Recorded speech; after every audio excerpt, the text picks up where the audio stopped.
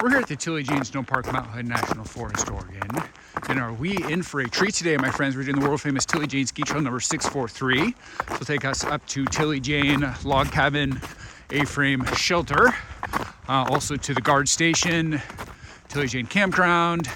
If conditions permit, we'll even go up to Cloud Cap Saddle Campground, Cloud Cap Inn. And I'm actually really hoping if Timberline Trail is clear, we could potentially even go all the way up to Cooper Shelter, Cooper Spur, but we will see if conditions permit for that.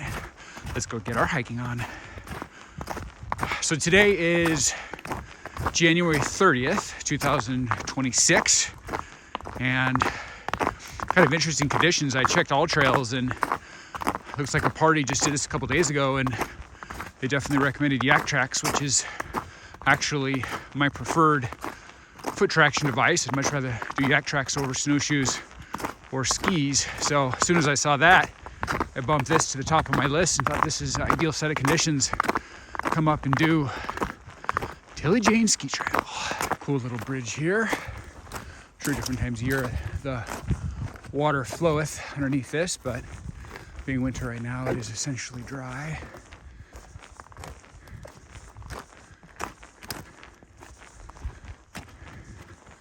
Definitely in classic, quintessential Mount Hood National Forest. Old growth wonder of the world. Some interesting planks. This area seems to get a little muddy. I always find this first part of Tilley-Jane Trail to be interesting. All these logs, almost like a bridge, kind of over a muddy section of forest that has a tendency to get a little water saturation. Now we're back to the ice. Here is why you need your YakTrax, my friend. This is sheer sheen sheet of ice. Do not want to do this without foot traction devices. That would be foolhardy and dangerous. This first section is kind of weird. It's a weird mix of these little mini log bridges over little swampy frozen sections. Kind of eclectic and interesting. Now we're back to the proper forest. Here's the direction we just came from. I love this moss and these old growth forest trees. The droopiness definitely sets a vibe. And this is definitely an ascension. We are already going up. So the trailhead at Tilley-Jane Sno-Park, Tilley-Jane Trailhead is about 3,800 feet. So we have 3 potential hiking itineraries, short, medium, long. Part of it will be based on the conditions on the ground. You never really know until you're on the trail. Part of it's also how you're feeling, how you're doing on the hike. Give yourself room, and I think the contingency planning is frankly part of the fun. I know, hard to imagine, but I'm a little OCD, so I enjoy pulling up AllTrails and going through different scenarios before I do a hike. Part of my research review. So, short version is Tilley-Jane Trailhead to just the A-frame log cabin shelter. That's kind of our minimum goal today. If we do that, it is 5.2 mile round trip, about 1,900 foot elevation gain. Not bad. The 5.2 miles is pretty easy. 1,900 foot elevation gain is definitely the harder of the two in the short version. Now, if we want to do the medium version, if the path beyond Tilley-Jane A-frame isn't obstructed, we'll try to go by the guard station and then Cloud Cap Saddle Campground, ultimately Cloud Cap Inn. That's the medium version. That bumps it from 5 miles to 7.2 miles. Only adds a couple hundred feet. Goes from 1,900 feet to 2,100 feet. So if you've already invested the elevation gain to get up to Tilley-Jane A-frame, you're really not adding much elevation gain to go over to Cloud Cap Inn. So I would always recommend, if the path is clear, if there's not too much of a snow bank, snow block, I would virtually always recommend to people to add the Cloud Cap Inn component. Adds 2.2 miles and 200 feet elevation gain. And that's net, and that's not each way. So that's the medium version. The long version, knock on wood, is then turning south and getting on Timberline Trail. Now this is a big asterisk. If it's clear, chances are it's not clear, but you never know what ski patrol's doing up there. Maybe it is clear, maybe it's a light snow season. If the conditions are like this, heck yeah, I'm gonna do it. Essentially go south on Timberline Trail to the Cooper Spur shelter, a stone shelter kind of at the base of beautiful Mount Hood. But that's really where you start to increase. You go from 7.2 mile round trip to 9.8, so it adds 2.6. That part's okay. The tougher part is the elevation gain you add there. Goes from 2,100 to 3,000. So definitely got to be feeling good and have good conditions to add that, because 3,000 feet is a lot, particularly in winter on YakTrax. Doable if you're a seasoned wilderness adventurer. It's not anything that's too crazy, but definitely a full day hike and you'll feel it the next day. So short option to Tilly Jane A-frame, 5 mile, 1,900 feet elevation gain. Medium option to Cloud Cap Inn, 7.2 mile, 2,100 feet elevation gain.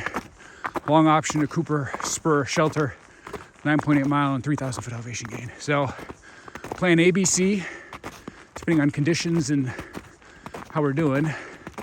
I did bring a lot of snacks. I got 2 sugar-free Powerades. I have a bunch of Quest peanut butter cups and coated candies, protein bursts. So I'm well appointed snack-wise, beverage-wise. Had a big hearty protein breakfast. Gorged myself on fluids on the way here, which is my standard protocol. So I am starting the hike satiated and hydrated. So I always recommend you do that. So it'll be exciting to see conditions up here at the mountain, and we will make our plan accordingly. So far, this is ideal conditions. This is great. I can't explain how helpful it was. I read a trail report from earlier this week from, I think, a group of 5 people that came up, and they recommended YakTrax. Sounded like skis and snowshoes were not recommended or necessary. I almost never like to deploy skis on these anyway. To me, that's more of a Virginia Meissner situation, maybe a Maiden Peak situation, but not a Tilly Jane situation. So, but YakTrax, that's really what lets you do the longer hike. I wouldn't even try to go up to Cooper Spur in snowshoes, to be clear. I think 9.8 miles and 3,000 feet, way too aggressive in snowshoes. Your exertion burn rate way higher in snowshoes than YakTrax. So even in YakTrax, that's going to be a bit of a hike. On snowshoes, I wouldn't even try it. My humble opinion. Oh man, this is gorgeous. So I came from Central Oregon, from the Madras area. The drive was perfectly clear. Today, January 30th, 2026. Really the only area that had some snow on the road was the Cloud Cap Road, the last couple miles before Tilly Jane Sno-Park. There's a couple of patches of ice, but I just raised the suspension on my Jeep Wagoneer and just went 50 miles per hour, and I didn't get any slippage. Felt totally safe. Also have winter snow tires, traction control, so no problem there. Got here perfectly safely. Never felt like I was doing anything sketch. And I was the second car in the parking lot. I don't know if that means somebody else is on this trail, or if they're an overnighter at Tilly Jane A-frame or Tilly Jane Guard Station. So it's interesting, you can go to recreation.gov and get a reservation to stay at Tilly Jane A-frame. It appears from my research, minimum of 2 people, $20 per, so 40 total per night. Or if you're feeling wild and crazy, more of a group situation, you can do the Tilly Jane Guard Station That's more like renting out a cabin for a big group.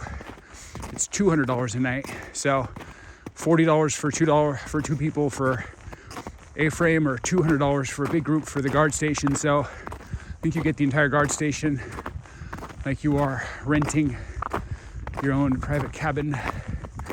So if you got a big group of people, that could actually be really fun. Everybody YakTrax, microspikes up and has a nice weekend. That could be pretty awesome, actually. So a lot of times people are looking for interesting excursions with groups of friends, and frankly, I can't think of a better one in this Mount Hood area than getting 5, 6, 7 people. I don't know what the limit for how many people they let up there, but find that limit, 6, 8 people, whatever, divide the 200 by that many people, everybody ponies up 20, 30, 40 bucks, whatever it is, go up there and have a big party. That sounds pretty sick. I would recommend doing something like that.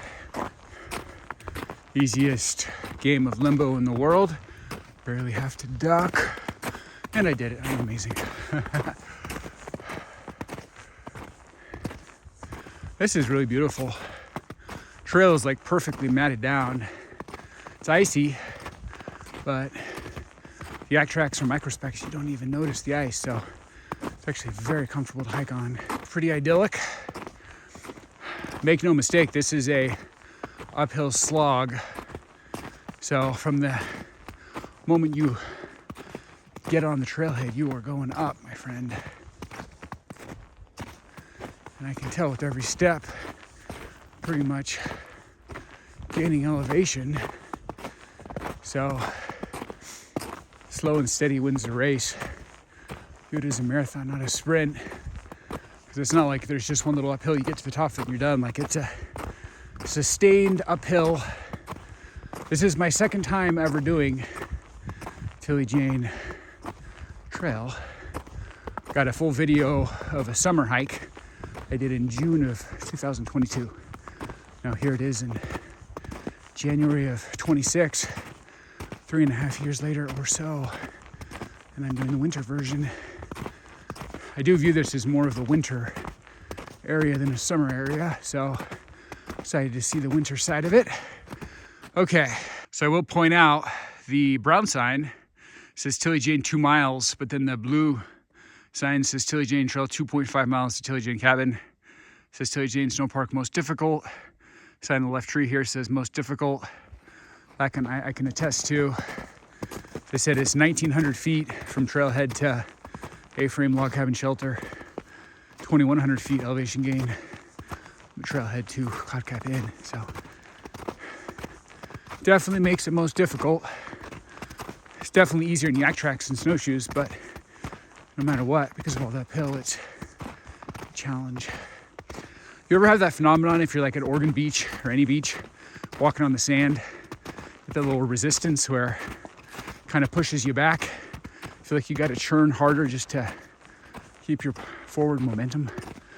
That's what it's like hiking in snow, whether you got YakTrax or Snowshoes. So because of that, your burn quotient is just higher in a winter hike than a summer hike on the fresh, straight dirt. So you never really have the full capacity of hiking distance in winter than you do in summer. I always typically say 80, 85, 90% maybe. That might be overly optimistic, but that's the capacity in winter you have versus summer. So, of course, the elevation here is the killer. Okay, this is just straight ice. If you were just boot packing this, you literally wouldn't be able to walk up this. You would be on all fours, my friend.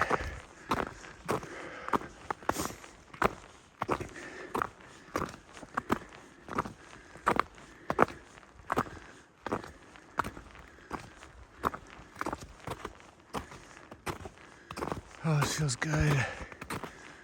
I'm gonna go nice and slow. I'm a big believer in breath control. You never want to redline, I call it, where you feel like you're behind your breath. You don't feel like you're controlling your breath. That's when you start kind of getting that fight or flight feeling, and it becomes unfun real quick. So you're always better off slowing down on the throttle, easing up on the throttle, going slower, maintaining your breath, letting it take longer. Then you kind of stay in the right headspace, keep it fun, and make good decisions.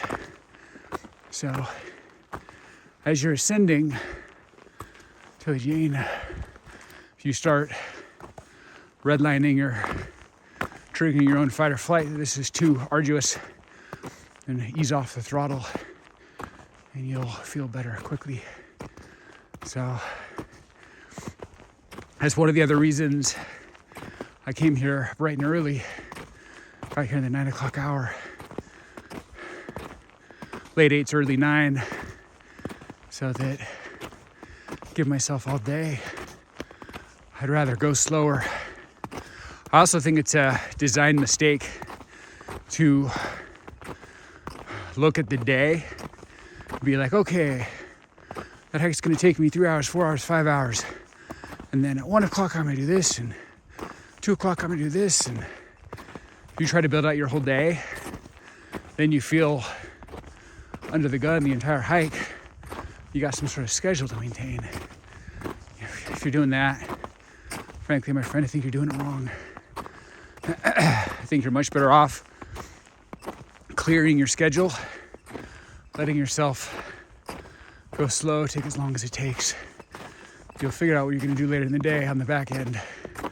You don't know how fast or slow it's gonna be.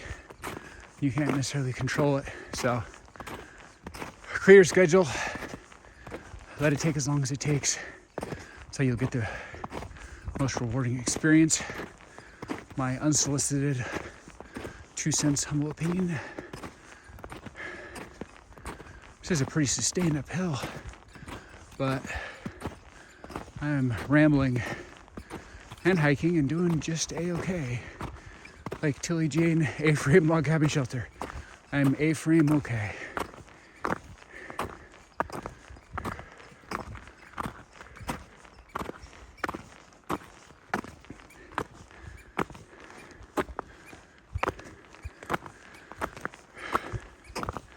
So having done this before, this first section is what I would always refer to as the cost of doing business section.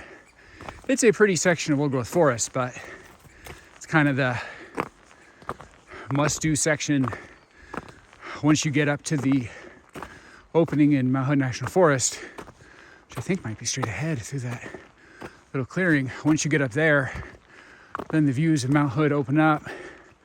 You get to come hither from the mountain, and you get that positive reward reinforcement system of getting beautiful mountain views while you're hiking, which makes you more excited and keeps your momentum and adrenaline going. So this is, frankly, always the worst part, the lower forest section, to get you to the clearing where you get the mountain views. So understand this is just the put your head down, grin and bear it section. Get through this efficiently. You get up to the mountain view money section, the payoff section. I will say one of the cool things about Tilly Jane Trail is it's got a nice long sustained mountain view section. Not a peekaboo situation. It's not one of those where you just get one little clearing. I hate those hikes. There's a lot of hikes around that, like that, where you look at the brochure, you know, the AllTrails entry, and it's like money shot of a mountain, angels singing, and you're like, oh, I want to go there. And you get on the trail, and you find out that 90% of it's a slog, and that one little money section is like a dangled carrot. Some places it could just be like literally one angle, like one 10 by 10 cell that has that view, and you're like, geez, I feel a little bait and switched. Well, Tilly Jane is not that. Once we get up past this lower forest old growth section, get to the clearing, the angels will start singing. And they'll sing for miles. It's a long, sustained hike, ascending mountain terrain, Mount Hood views, entire hike, all the way up to the shelter. So that's a good thing about Tilly Jane. No bait and switch, my friend. With the sun beaming through these old growth trees, we are officially entering the angel singing section. And look at the beauty of Mount Hood right there. We're gonna get much better views each step from here on out. Frankly, the views just get better. But you ascend basically a pretty steep lower forest slog, with a pretty sharp elevation grade. And then you come up here and all of a sudden you see this little section of cat's tail. You can sense that you're entering a different quadrant, different ecosystem of Mount Hood National Forest. You got your burnout to the left here, the other side of this cluster of trees, and suddenly the world is your oyster. Look at this. I mean, this is brochure worthy right here. Beautiful shots of our close trusty friend Mount Hood. And the next mile plus is just different versions of this, different angles, where you got mighty Mount Hood in all its majestic splendor, setting our frame in the background. And then Tilly Jane ski trail just meanders at different angles. Sometimes Hood's on the right, sometimes on the left, but always in the background. So this is what is special about Tilly Jane A-frame, log cabin hike, Tilly Jane trail, getting money shots of Mount Hood all along the way. Ooh, hello sun. Perfect timing. Here's where we came from. As if on cue, it just brightened up right while I'm standing here.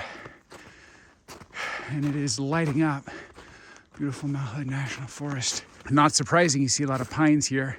Look at that. Look at that. Oh, look at that. You got gray clouds, ominous clouds, and the sun just lighting up this Mount Hood National Forest, twinkling green pines. Starting to say, it's not surprising you see a lot of pines in a burnout area like this. Typically a fire will come through, burn out the old growth, and then pines are kind of the most hardy. They have a tendency to repopulate the burnout zones. So, is that post hole? So, typically whenever you see a burnout zone, you're gonna see pines capture it. Oh, look at that. Look at the majesty, the beauty, the splendor. Sun lighting up Mount Hood National Forest. Here's the trail we're hiking from. Here's the sun. Here's our bright green pine trees, burnout zone, Mount Hood National Forest. There's Mount Hood, setting the frame in the background. Got my YakTrax Summit deployed. I would not recommend skis or snowshoes. I think it is overkill. Remember, you're going up 1,900 feet to the A-frame log cabin shelter, 2,100 feet if you're going up to Cloud Cap Inn, 3,000 feet if you're crazy and going up to Cooper Spur Shelter. So you don't want to be in clunky snowshoes if you can avoid it. If you are a avid wilderness adventurer, a lover of nature, a true believer like myself, that is why I bother to come up here and also why I make videos, then these type of alignments where you got the sun, gray ominous clouds, morning rays, shards of light, just giving this area a glow, majestic light. This is beautiful. Look at that. All the sun, the shards of light lighting up Mount Hood National Forest. This is epic, my friend. This is really epic. I am digging this. And I'm very happy with the alignment of conditions I'm getting. I will say sometimes you can, if you're a overly OCD, fastidious planner like myself, you can almost kind of overplan and get too worried about scenarios. I've been avoiding doing this because I've been worried about rain and freezing and ice and freezing rain, but today I just decided the conditions were good and I went for it, and now that I'm here, I'm glad I did. So it's good to be cautious of road conditions and safety, because that's the most important thing, but don't overplan, my friend. Sometimes you gotta just go for it. Oh, look at that. Look at the sun. The sun is lighting up. Beautiful Mount Hood National Forest. There's the direction we are ascending from. Here is the direction we are ascending up. Ascending through a beautiful burnout zone. This is Mount Hood National Forest. We are not in Mount Hood Wilderness yet. Mount Hood Wilderness is well beyond Tilly Jane A-frame shelter. If you go up to the Cloud Cap Inn, even that's still in Mount Hood National Forest. You don't get to Mount Hood Wilderness till you go up Timberline Trail, going south towards Cooper Spur Shelter. You go a few tenths down the Timberline Trail, the opposite side of Cloud Cap Inn. That is when you officially enter Mount Hood Wilderness.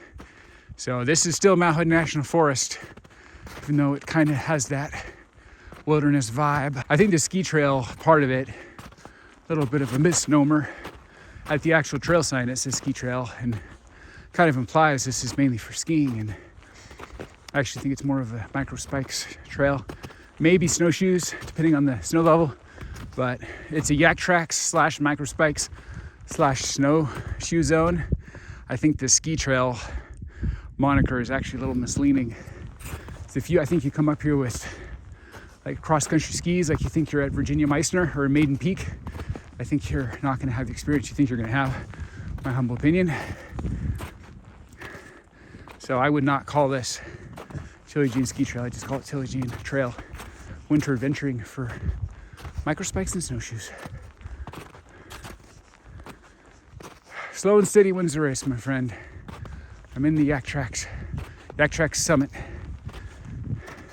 Aptly named, considering I'm going up to a mountain today on my way mid-route, and I am not in any hot hurry. I want to keep my breath. Slow and steady wins the race, my friend. Slow and steady.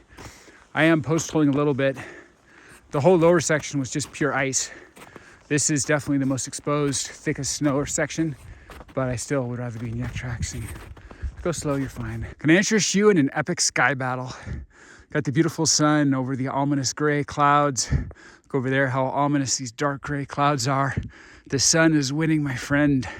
We root for the sun, casting its mighty glow. Shards of light across Mount Hood National Forest, lighting up these pine trees in this burnout zone and really making this trail come to life. This bright white pop like marshmallows.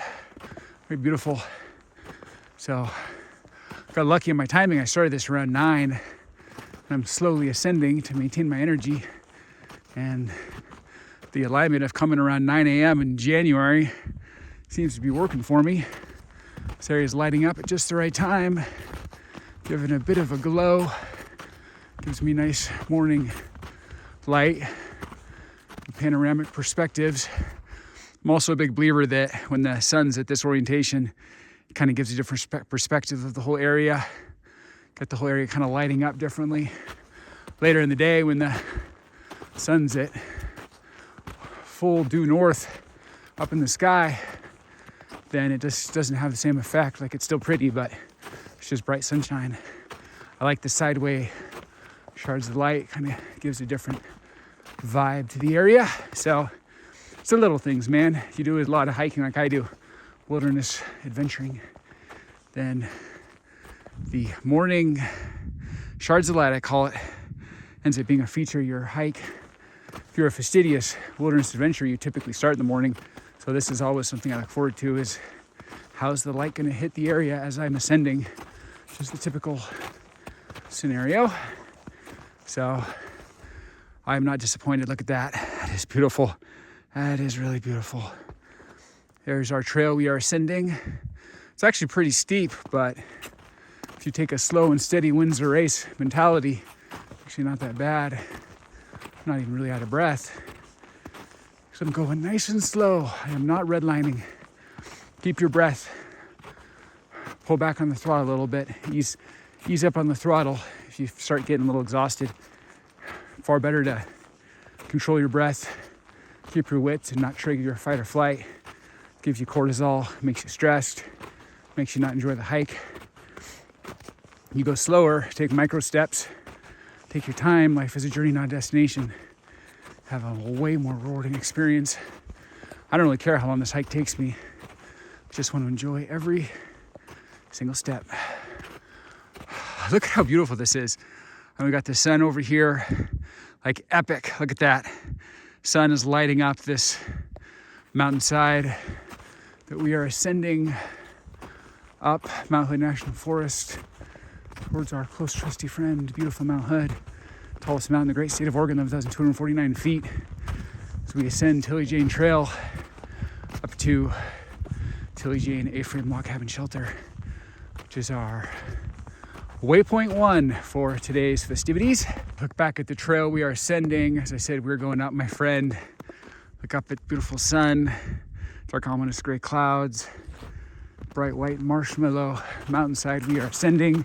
See how immaculate and gorgeous, pristine this snow is.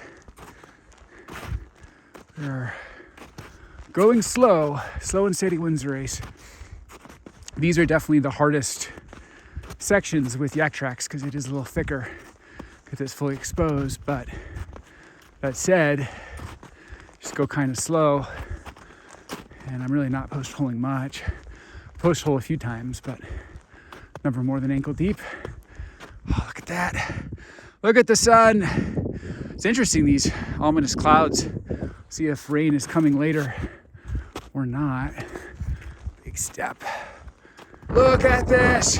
This is beautiful. And then while I'm excited about the morning sunrise with the dark gray ominous clouds, don't want to bury the lead. Look at that straight ahead, my friend. That is the feature of this hike.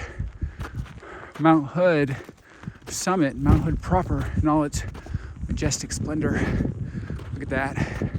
So I just got up this steep section, look down on Tilly Jane Trail, look over at our sun and the light. It's got a marshmallow vibe, I would best describe it. I feel like I'm just in this bright white wonderland right now. And now we're to a much flatter section, perfect for YakTrax. And we are just staring at beautiful Mount Hood. Like, this is pure magic, my friend. Pure, epic, majestic, alpine magic. Look at that. That is gorgeous.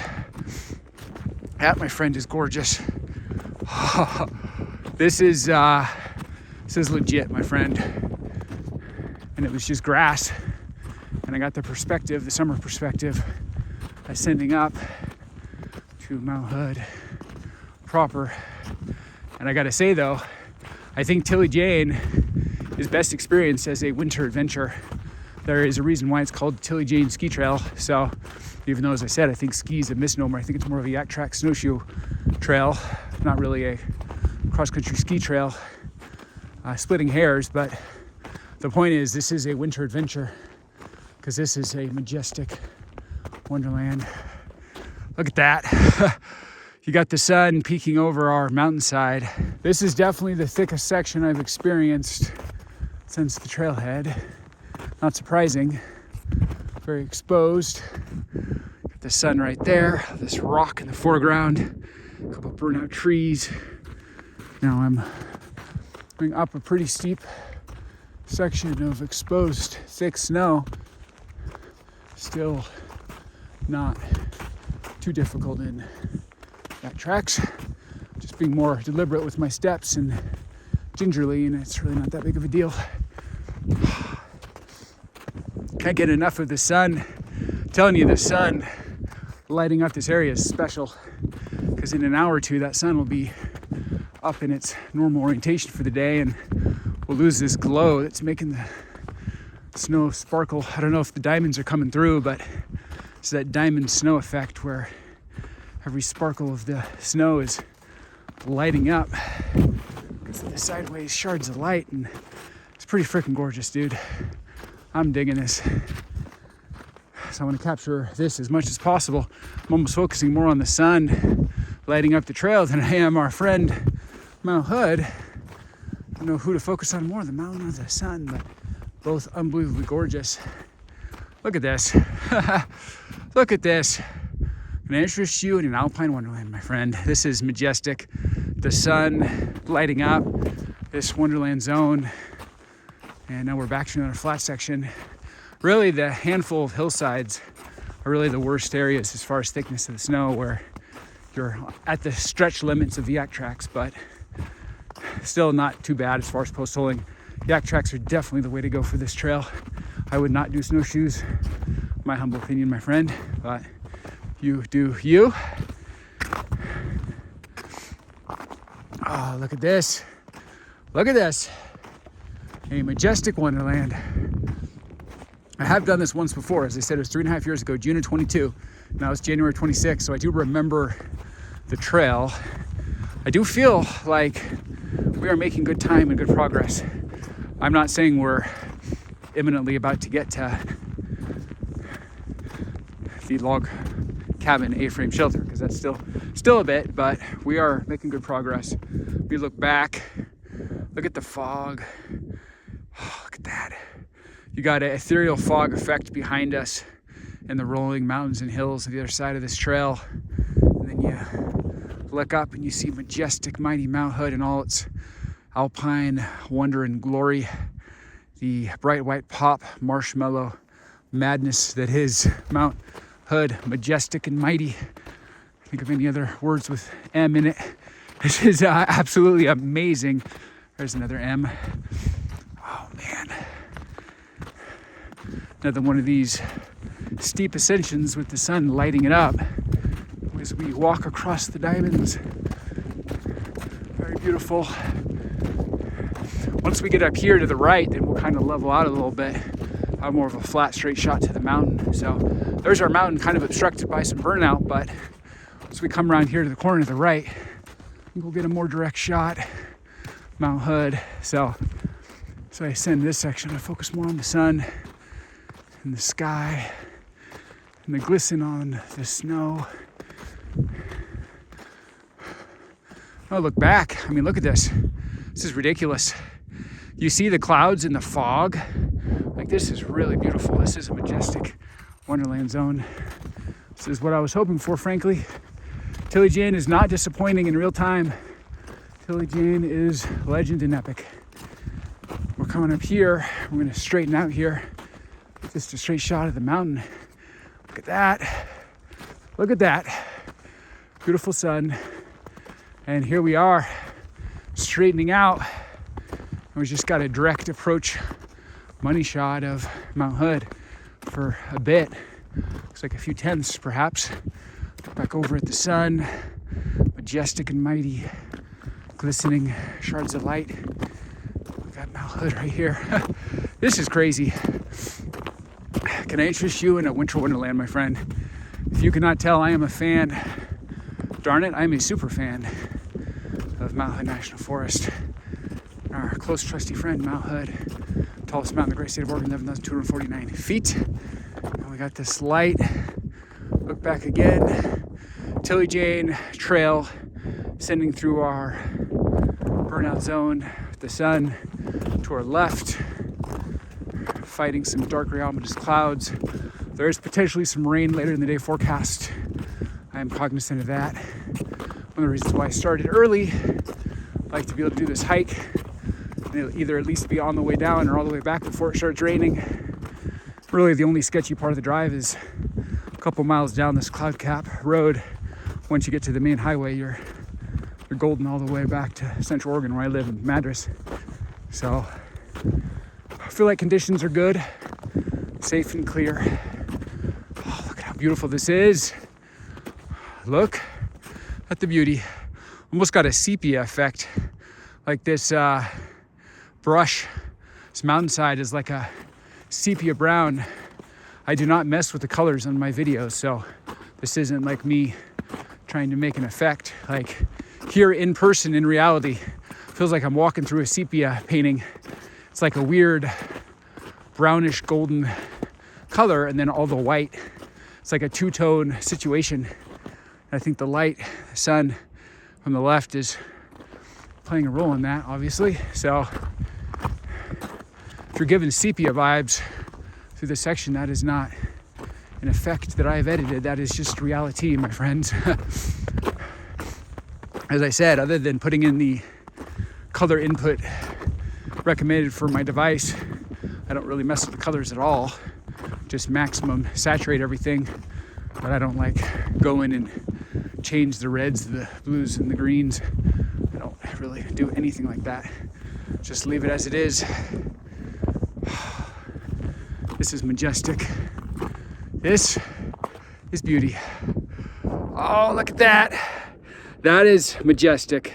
A lot of times the sun and the clouds and the light ends up being the most beautiful part of a hiking video. I've definitely learned and experienced through the hundreds of times I've done this. So I'm focusing on that because that is special. Like, you cannot replicate that. Every day you have a different sunrise, sunset, and you get just a different alignment with the clouds and the light and the gray and the blue and the white and the shards and the way the light hits the mountainside ever so. Different levels of snow and ice, and just, it's always different. It's unique every day. You capture that. Oftentimes, if I go back and happen to watch one of my old videos, some of the things I remember most fondly are just a certain alignment of sunlight hitting an area a certain way that you just get lucky that you stumble upon the area at that right exact time and feel special. So that's what this is. I'm getting that vibe in real time. So we look back on our area and really enjoying Tilly Jane A-frame. We are heading up towards the mountain. I gotta be careful. This is Tilly Jane Trail. The A-frame is the cabin.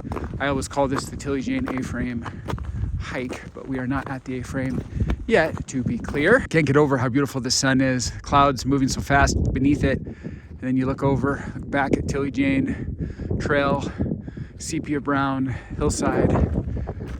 So we continue to ascend towards Mount Hood.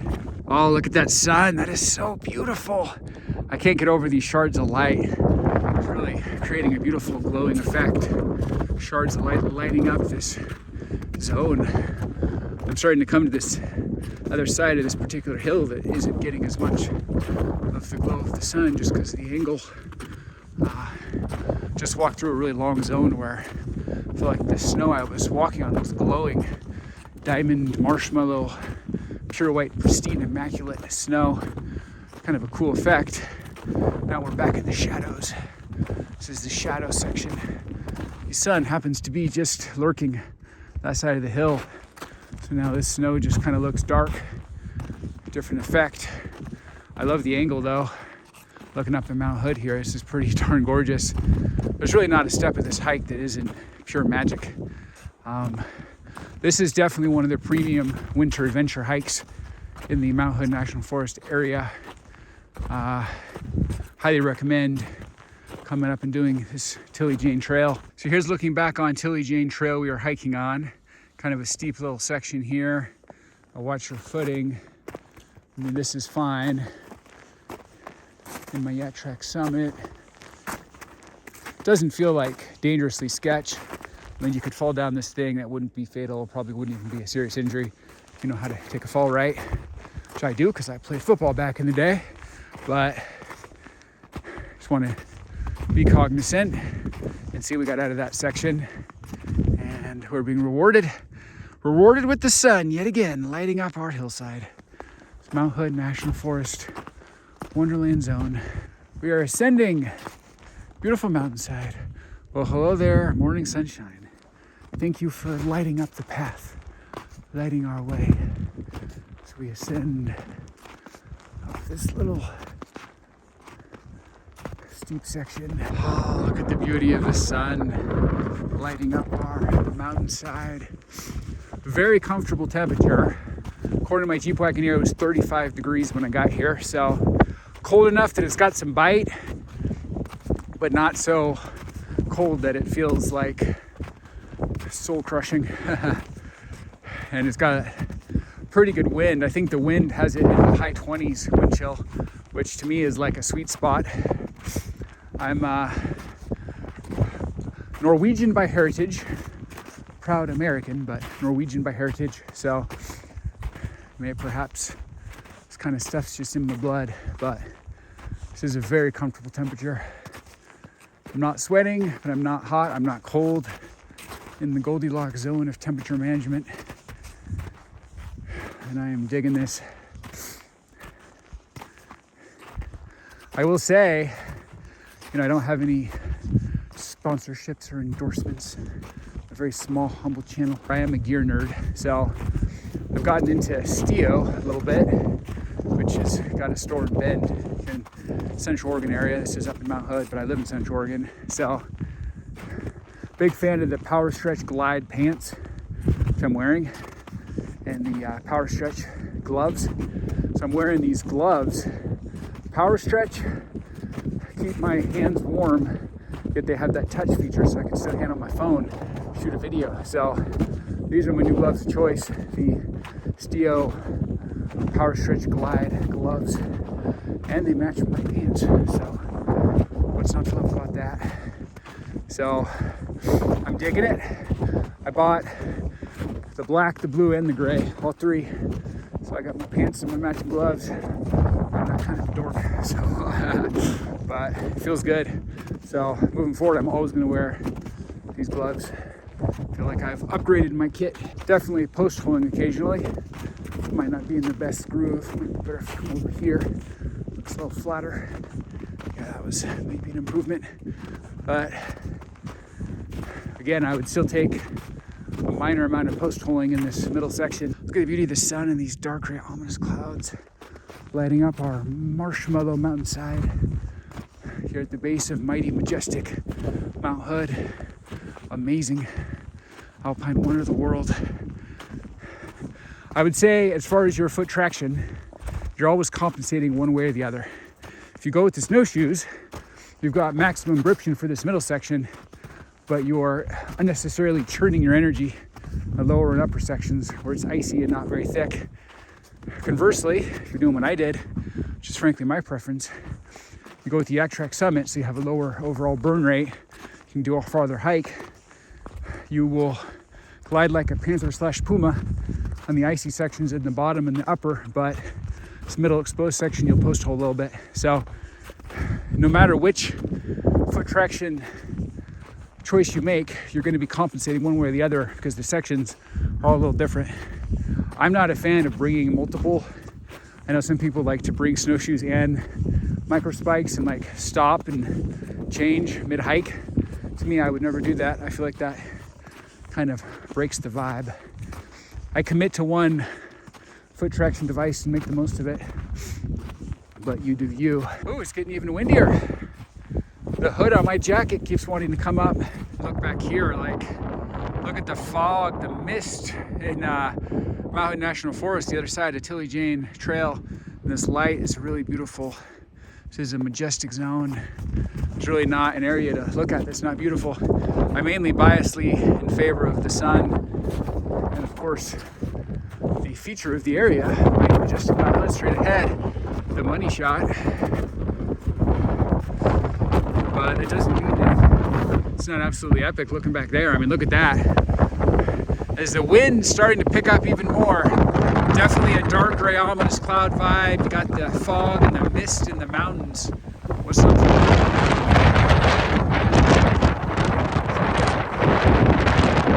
This is some serious wind, my friend. The wind gods have activated. The wind gods are angry. It was quite a little bout of wind there for a minute. Felt like I was in a minor tropical storm there for 10 seconds, but just as they huffed and puffed, they have now gone away. Might have been their morning stretch. Look at the sun, that is gorgeous. I can't get enough of the sun. This is a special alignment. Something about the way Tilly Jane Trail happens to be crafted up this mountainside. You got obviously the main feature, your money shot of mighty, majestic, amazing Mount Hood right there. You got the trail and you got the sun, morning, sunrise, shards of light, lighting it up. So this is a particularly majestic alignment, the way this trail is situated with planet Earth, the directionality of the light and the mountain all working together. Little sun. One of the steeper sections we've had post-hole city this time. This is probably going to be the most post-hole-orific section I've done. Definitely looks like the thickest snow. Could you hear that over there? That's kind of crazy. There's like this whistling sound. That's beautiful. Look at that. Look at this area. I can't get over this fog, this mist coming through the mountains. I mean, look at this. This is special. This is majestic. Definitely the most post-hole-orific section so far. This is pretty thick. At least with the way the sun's oriented, I could see every angle. Makes it a little easier, but doesn't make it any less post-hole-orific. Definitely post-holing, but what can you do, right? It's traversable. As the sun lights up beautiful Mount Hood National Forest, look back at the steepest section of the trail so far, Tilly Jane Trail. You also see the rolling hills, the mountains of Mount Hood National Forest, majestic fog and mist filling up the area. We just descended this section, definitely the most post-holy section so far. Nothing you can really do but grit and bear it, grin and bear it, grit and bear it. As we continue along, I like orientating everything towards the sun because it's just so majestic. And speaking of majestic, we got the money shot of mighty, amazing, majestic Mount Hood straight ahead. Look at that. That's a little candle soup for your soul right there, my friend. Gonna interest you in Alpine Wonderland. that is special. So if you feel the wanderlust, if you just feel a beckoning, a yearning to come out to the mountains, I think Tilly Jane Trail to the A-frame log cabin shelter, and even beyond to Cloud Cap Inn, maybe even Cooper Spur Shelter, will definitely scratch that wanderlust itch. Because look at this. I mean, this is pure magic. Like straight money shot to Mount Hood, tallest mountain in the great state of Oregon. This is awesome. Look at this. I'm digging this, my friend. Just a hint of the sun peeking out. We are losing our sky battle. As you can see, the worm is turning, my friend. The clouds are darkening, getting more ominous by the minute. So here is a wilderness adventurer's dilemma I shall share with you in real time. So my plan was to go up to Tilly Jane A-frame, Cloud Cap Inn, and maybe even Cooper Shelter. I did a weather analysis before I came, as you always should. And although rain was somewhat in the forecast, it wasn't supposed to be till like 3, 4, 5 in the afternoon was the first time there was even a risk of rain. I thought it would be possible to do a morning hike and at least do the upper part, the out part, and then maybe be on the back part when it started raining. But the rain's about 6 hours early. It's 10 o'clock and it's starting to rain. This was not the forecast. Best laid plans, right? So now what do? Do I consider myself pot committed and keep going since I am in the final ascension stretch to Tilly Jane A-frame? At least get to Tilly Jane A-frame, maybe go on to Cloud Cap and scrap Cooper Spur? Or do I turn around and leave now? So that is the question. It's definitely getting windier. It's definitely getting rainier. Now let's think about what happens if it rains. It's above freezing, so it shouldn't be ice, it should just be rain.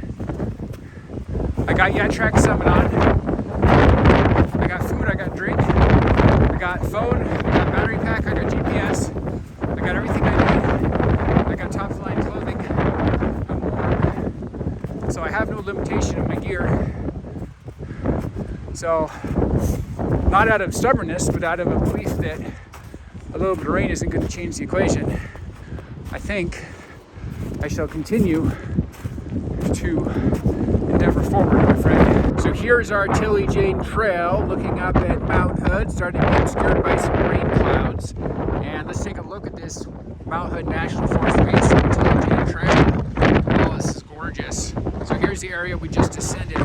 You can see some fog, some mist on the rolling hills, mountains of Mount Hood National Forest. We got this burnout zone man, this is gorgeous. As we continue along, kind of some weird weather here today. Getting pretty heavy wind. I'm having to yell over the sound of the wind. Starting to get some early rain. Woo! Now that is some wind, my friends.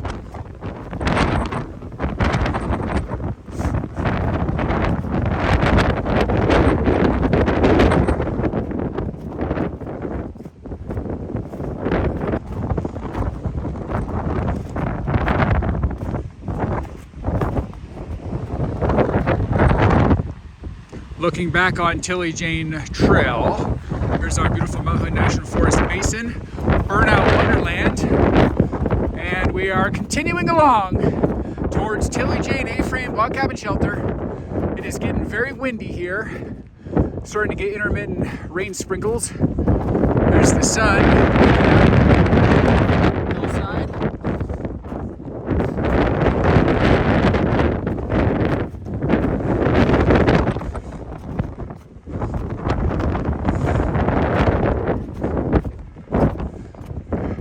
I was not expecting this heavy of wind, candidly. This was not forecast.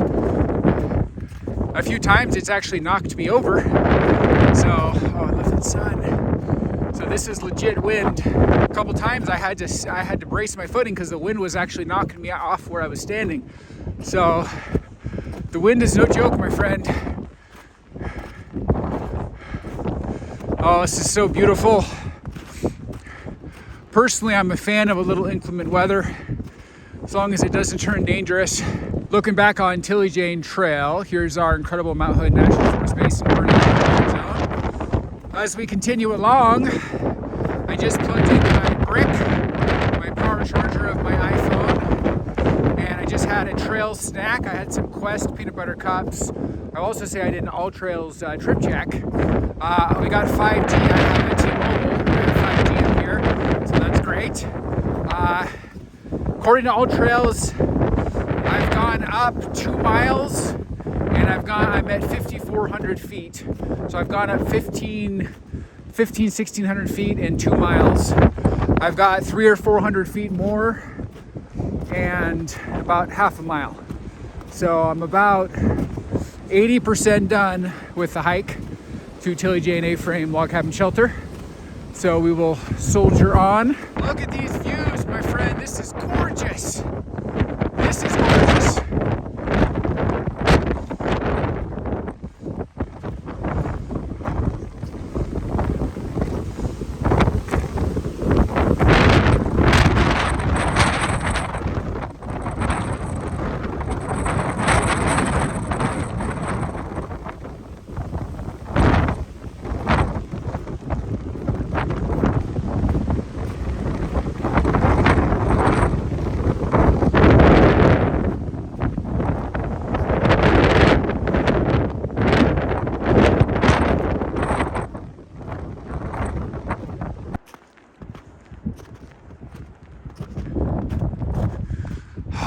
Sun, that is beautiful.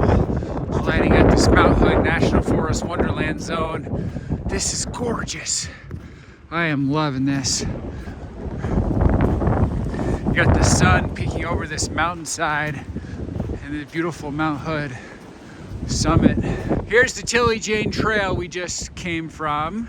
Still have the beautiful sun lighting up our mountainside. We are still approaching Mount Hood proper. As I post hole, we are approaching the A-frame log cabin shelter of Tilly-Jane, and the mountain is giving us a come hither vibe, beckoning us forward. At last trip check, we were now at about 2.1 miles of our 2.5 miles up, about 1,600 of the 1,900 feet. We have about 0.4 miles and about 300 feet left. Beautiful, bright white pop, immaculate, pristine snow as I post hole up this steep little section. The light, my friend, the light is spectacular. This area is majestic. This is precisely what I was hoping for when I embarked upon the Tilly-Jane Trail adventure.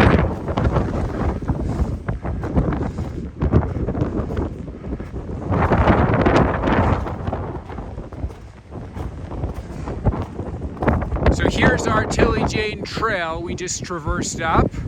Still getting some of that majestic fog, clouds going through the mountains over there. Here's our burnout zone, our trail. Beautiful sun lighting up our mountainside. And there is beautiful Mount Hood, tallest mountain in the great state of Oregon, 9,249 feet, beckoning us to come hither as we continue to ascend towards Tilly Jane A-frame log cabin shelter. It is windy AF. I'm having to scream over the sound of the wind. It is beautiful. We're getting a laser light show thanks to the sun. Absolutely beautiful zone. Let's look back at our Tilly Jane A-frame trail. There's some fog off in the distance, rolling Mount Hood National Forest, and still ascending this way towards majestic, mighty Mount Hood. Money shot straight ahead. The sun lighting up majestic Mount Hood National Forest. We got the mighty Mount Hood over there, tallest mountain in the great state of Oregon. All its majestic wonder, the money shot. We pan back, show you Tilly Jane Trail. We are ascending up. We just came up this little section right here, pretty steep zone, and we traversed the left side of that mogul, and you got some ominous clouds and mist going through the mountains here. It is very windy. It is very gorgeous. Can't get enough of that sun. Like, look at this. The light with this great gray ominous clouds moving so fast from right to left. This is majestic. It's pretty windy, my friend. This is real winter wilderness adventuring. These are inclement weather conditions. We got a windstorm, we got rain, we got everything coming out. Still have the sun. I want to point out these clouds behind us. Look at this. This is crazy. This is absolutely gorgeous. I still can't get over the fog, the rolling mist and fog coming through the mountains, and that beautiful cloud formation right there. That is epic. Oh man, it's our sun. And we're just a couple tenths away from the A-frame log cabin shelter, Tilly Jane. Oh, look at the majesty. Look at that light. That is gorgeous. We're in the final last couple tenths before we reach the Tilly Jane A-frame log cabin shelter, our Waypoint 1 for this wilderness adventure. Oh, this is beautiful. I'm gonna stop and do a panorama of this Tilly Jane trail. Look at this. And look at the sun lighting up this beautiful Wonderland zone. We are still ascending towards Mount Hood.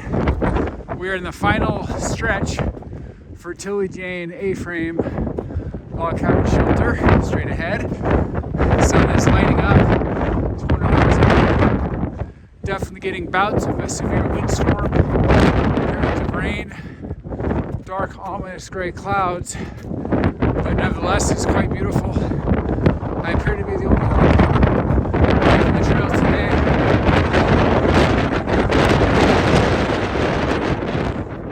Definitely have some inclement weather. I can understand why nobody else wants to be out here.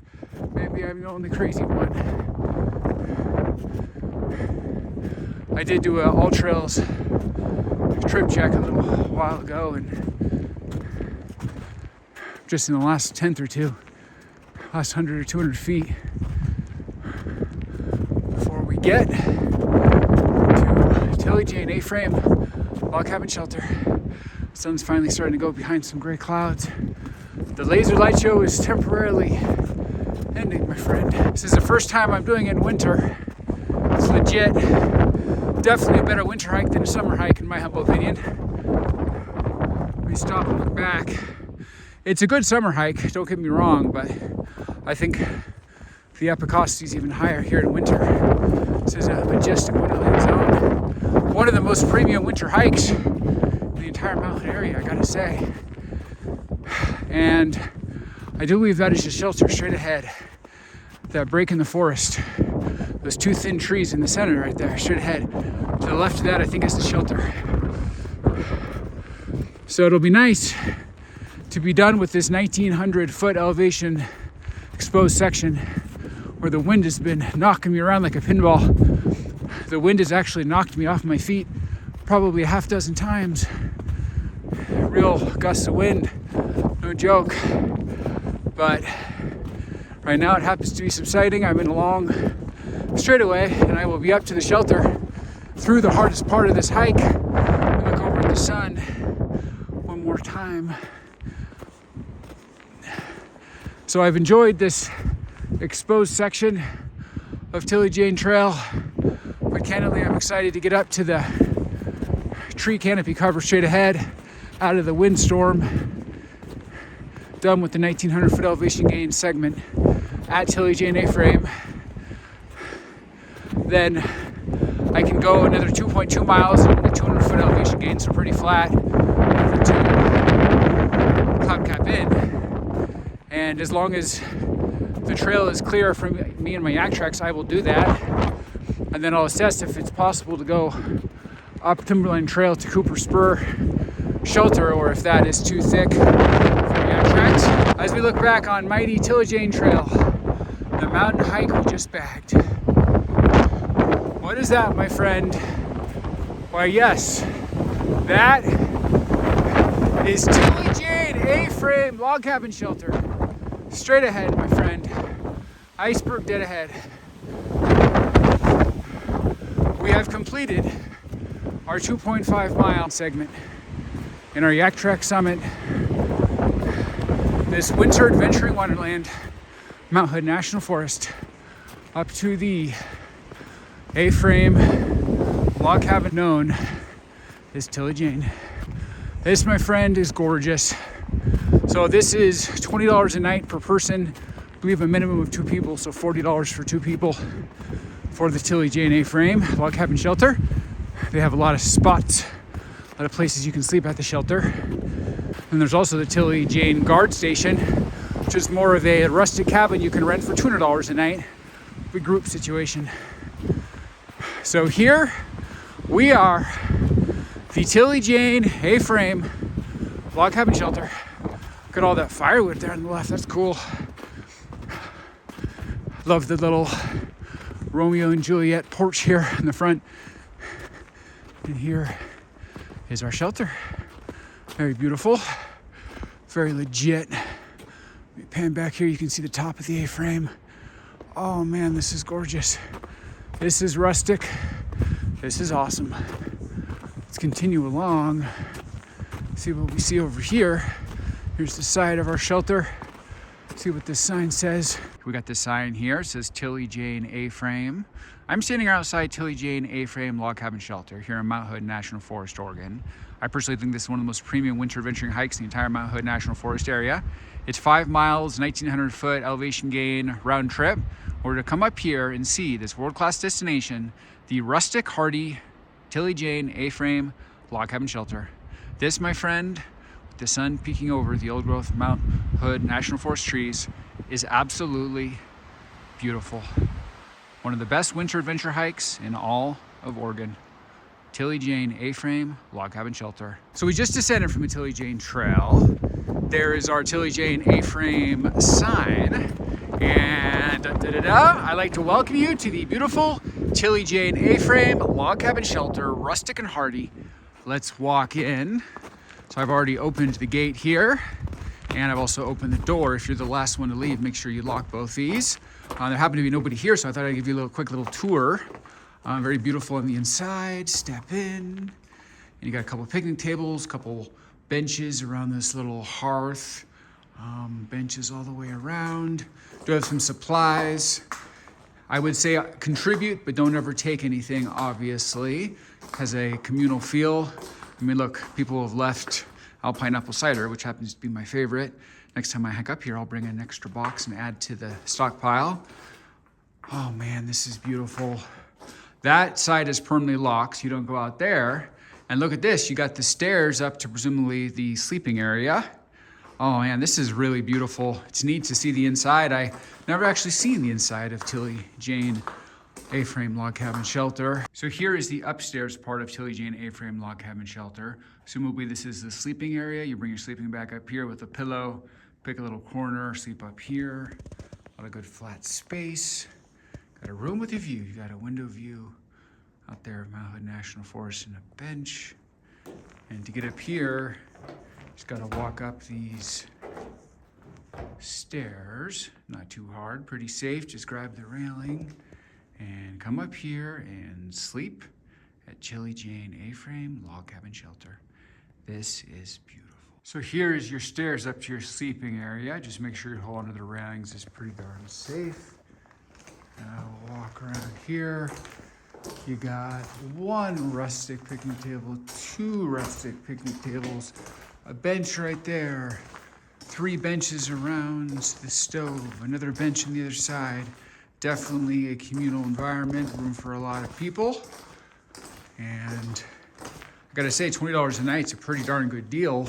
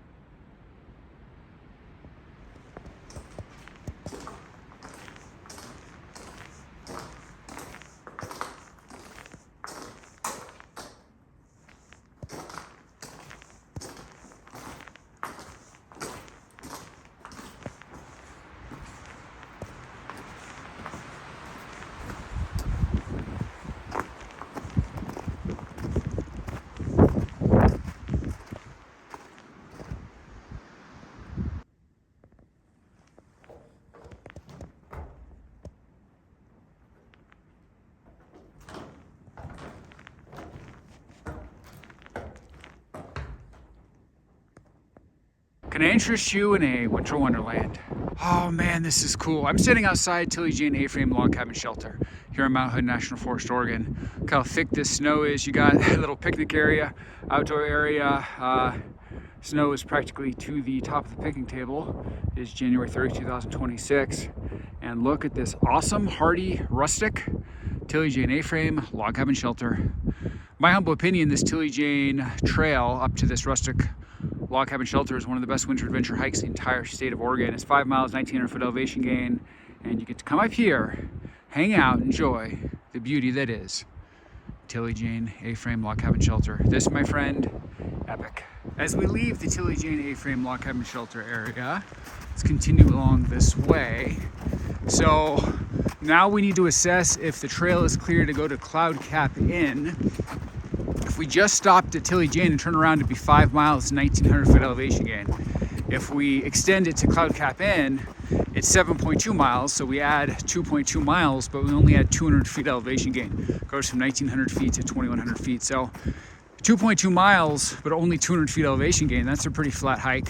So now the only question is this connecting segment to Cloud Cap Saddle Campground and ultimately Cloud Cap Inn, is this obstructed with snow, or is it clear for a YakTraxer like myself? If it's clear, I'm gonna go to Cloud Cap Inn, might as well capture that as well. If it's, you know, massive thick snowbanks, then I will reach the end of the line, have to turn around, have no choice. To the right is Chili Jane Creek, which we will cross. Here it says Chili Jane Area and Campground. Very beautiful zone. Bit of a steep cliff there. I wouldn't get too close personally, especially with YakTrax on. So I'm just gonna stay over here. Better safe than sorry. Chili Jane area contains incredible terrain, beautiful views, and several historic buildings. Chili Jane Creek was named after the wife of Wesley Ladd, and the name has been extended to the campground and general area. Very sweet. So this is our direction. There's a little amphitheater here on the left. And then we will see if we can make it all the way over to Cloud Cap Inn or not. Ooh, look at Mount Hood straight ahead. I'm gonna bury the lead. I mean, we have a bit of overcast, so it blends in with the white sky, but still, that is mountain straight ahead, my friend. That is beautiful.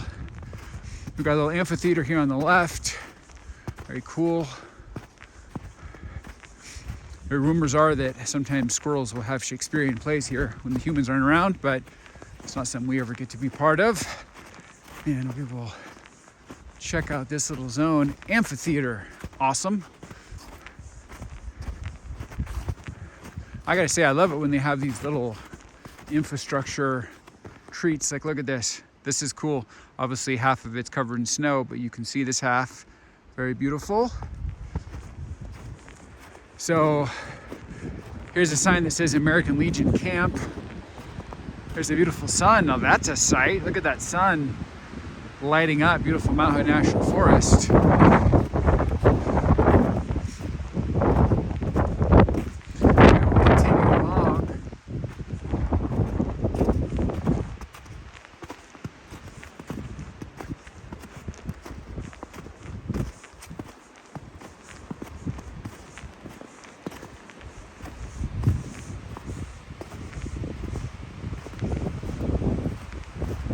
So far, not so bad.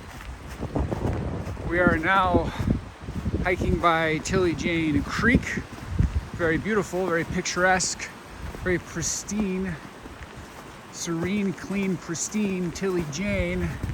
Doesn't rhyme, but it's still beautiful. Look at that. That is cool. Look at that pristine water. Care for a dip? Care for an ice cold dip? Probably not. But it's still very beautiful. It's like ice water. Same thing I have running through my veins.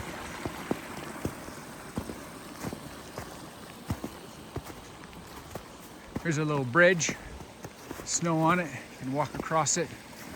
Very cool. Here's our beautiful little Tilly Jane Creek. That is cool. I love that. It's beautiful. Very pristine little creek, my friend. Here's our snow crossing.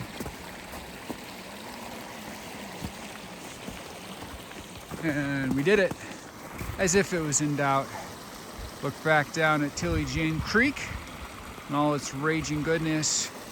Look up at Tilly Jane Creek. Beautiful, epic, awesome, clean, pristine, serene Tilly Jane Creek. There's the bridge we just crossed. Let's continue on this way. So it's essentially 1.1 miles this way and only about 200 foot elevation gain. So why not, right? Go get the full Monty experience. We go 1.1 miles this way, 200 feet elevation gain. We're at Cloud Cap Inn. We'll go by Cloud Cap Saddle Campground, then Cloud Cap Inn, 1.1 miles back. And it will have been a 7.2 mile, 2,100 foot elevation gain hike. I will still look at Timberline Trail and consider the Cooper Spur scenario, but I'm concerned about the weather at this point. I'm worried the worm is turning and I don't want to get myself in a situation. See what these signs say. Tilly Jane Trail, Timberline Trail. Here's our Tilly Jane guard station. So if you go at recreation.gov, $200, you can rent the Tilly Jane guard station, like your own private cabin group experience. Very cool. This is a beautiful area. I could see that being fun. I could see that being real fun, actually. You get a group of people together. Y'all come up here, YakTrax or Snowshoe, whatever. You take over this area and have yourself a party. So you got a lot of infrastructure here. Granted, it's snow covered. Probably not very convenient to try to have your lunch there at the picnic table, but actually it can be kind of fun when it's this thick of snow. And we will continue along this way. So there is your Tilly Jane guard station, $200 a night. Perfect for a group situation. Get a big group together, divide the cost among several people. Kind of a fun way to come enjoy Mount Hood National Forest. I'd highly recommend it. If you can get a big group together, divide the cost, then that is actually a really good value proposition, in my humble opinion. And we continue along this way. Thank you, Blue Diamonds, for charting the way. I can see the foot traffic and I can see the Blue Diamonds. between the two. I know which way to go. Trail number 600A for your spreadsheet tracker. Continue up this way. Okay, so very cool. You see those brown signs down there. That is Tilly Jane Campground. First come, first served summer style campground. I believe there's about 14 sites. Come up here in summer, and this is a premium camping zone. Gateway to Timberline Loop, Cooper Spur Shelter area. And not really a place you can camp during winter, but kind of cool, right next to the Tilly Jane Guard Station. So we are traversing the section of Tilly Jane Guard Station to the Cloud Cap Saddle Campground, and then ultimately will take us to the Cloud Cap Inn, and we'll get some money shots, hopefully, of the area. I will assess Timberline, decide if I want to go up to Cooper Spur.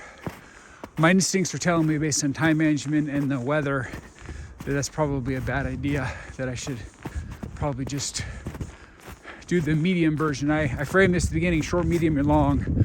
I think medium might have been the way to go. So thinking I'm gonna get to Cloud Cap Saddle Campground in a couple tents here, and then go to Cloud Cap Inn. That'll make it a 7.2 mile, 2,100 foot elevation gain hike. Very hardy winter adventuring hike. Happy with that. Turn around, try to get out in front of the rain that I know is coming. Look at these gray clouds. Gray clouds are forecasting rain in the coming hours, my friend. So probably not going to even try to do the Timberline section. I would love to. It was a blue sky day. I have the energy in the tank as far as my physical capability, but the prudent, cautious winter adventure in me is telling me that it's probably a bad idea. It's pushing my luck. So we'll go to Cloud Cap Inn and call it. Man, this is beautiful. I'm like the only one up here.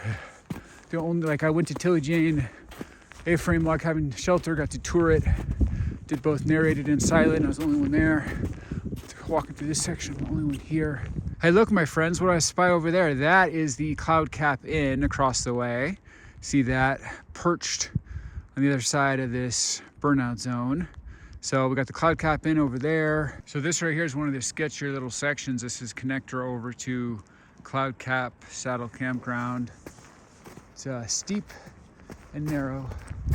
Just gonna film for a second. I'm gonna put my phone away because I gotta focus on my fancy footwork, not be jabbering and trip.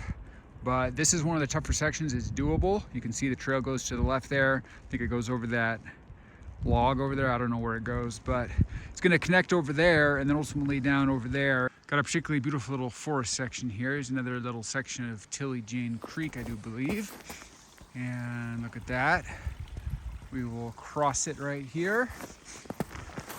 Assuming there's a log or something that I'm walking over. I can't see, it's too thick of snow, but obviously looks safe. So we just crossed right there and walk back over here a couple steps, just give you this money shot of the forest. That is beautiful. So this is the way we're hiking. We're getting close to Cloud Cap Saddle Campground, and then we will get over to Cloud Cap Inn. I saw Cloud Cap Inn from the ridge behind me, across this burnout chasm. So we're getting close. We've made visual contact. Well, it is not a fever dream hallucination. It is not a mirage. We are a couple tenths away. So we will ascend up this little section. I feel like Tilly Jane A-frame log cabin shelter is definitely one of the main draws, especially with it being open. You can walk in and sit and have a snack and chill and enjoy a rustic log cabin shelter. But if you've already gone that far, you've done the lion's share of the elevation gain, why not add a couple miles, come over to the Cloud Cap Inn? That's my logic. I'm a stacker, a bow goer. Kind of random, you see a little rainbow there off in the mist. Call that rainbow in the mist. Very beautiful. The weather is turning. It is raining and overcast and foggy, and it's kind of a rain-sleet mix. And there's a random rainbow in the middle of the burnout here in Mount Hood National Forest. Very beautiful. So we are, I believe, in the final approach.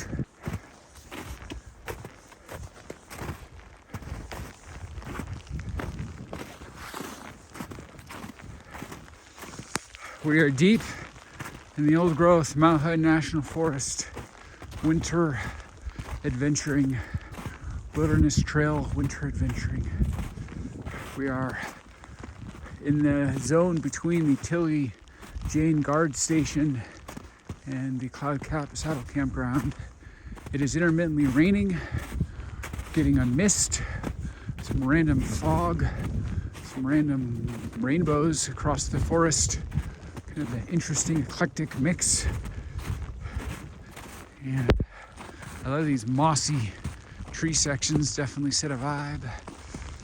And a little downhill right here. A lot of little downhill sections, you just gotta watch your footwork.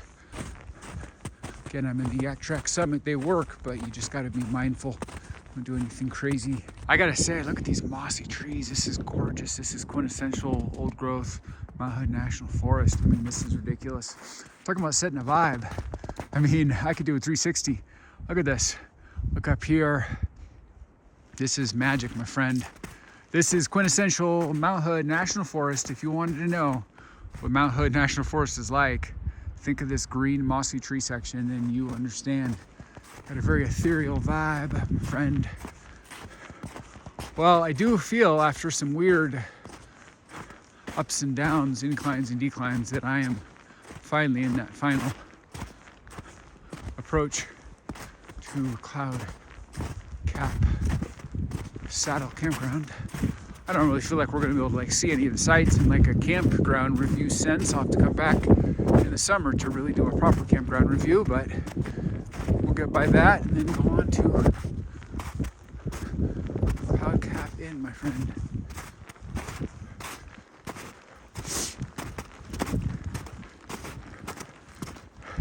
Ooh, I love these feature trees of interest. Look at that. That is beautiful, my friend. It's a post hole. Yep. This area is starting to look familiar to me. I have been here once before. Straight ahead, Cloud Cap Saddle Campground.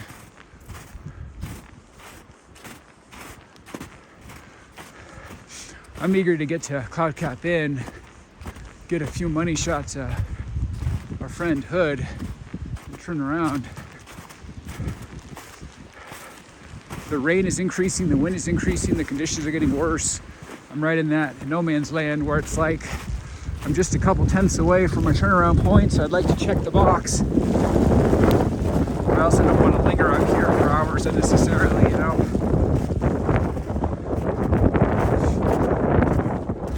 So yeah, straight ahead, that is the restroom for Cloud Cap Saddle Campground. You see straight ahead, that is a picnic table, the other side of the road. So we are in the Cloud Cap Saddle Campground zone. We're right next to Cloud Cap Inn. Weird that the road doesn't have any snow on it. Must be some sort of material, because it doesn't make any sense, but I'm digging it. So this is interesting and wild. I'm up here at Cloud Cap Saddle Campground, and I don't know why. It must be some sort of tech, as it's starting to snow on me. The wind has hit me hard. It's actually a little painful. For some reason, this road doesn't have any snow on it. You see, here's Cloud Cap Saddle Campground. There's the restroom. Here's Cloud Cap Saddle Campground. You can see picnic table. This is not a campground review. It is snowing, my friend. It is beautiful. It is epic. It is a winter wonderland. Look at the moss on those trees. You see the sign straight ahead there. That is the Timberline Loop if you're going to Cooper Spur Shelter. But the thing I'm trying to understand, why is there no snow on the road? It's cool. Maybe it's some sort of new finagling technology. But starting to snow. There's site 5 with your picnic table. This is not a winter snow destination.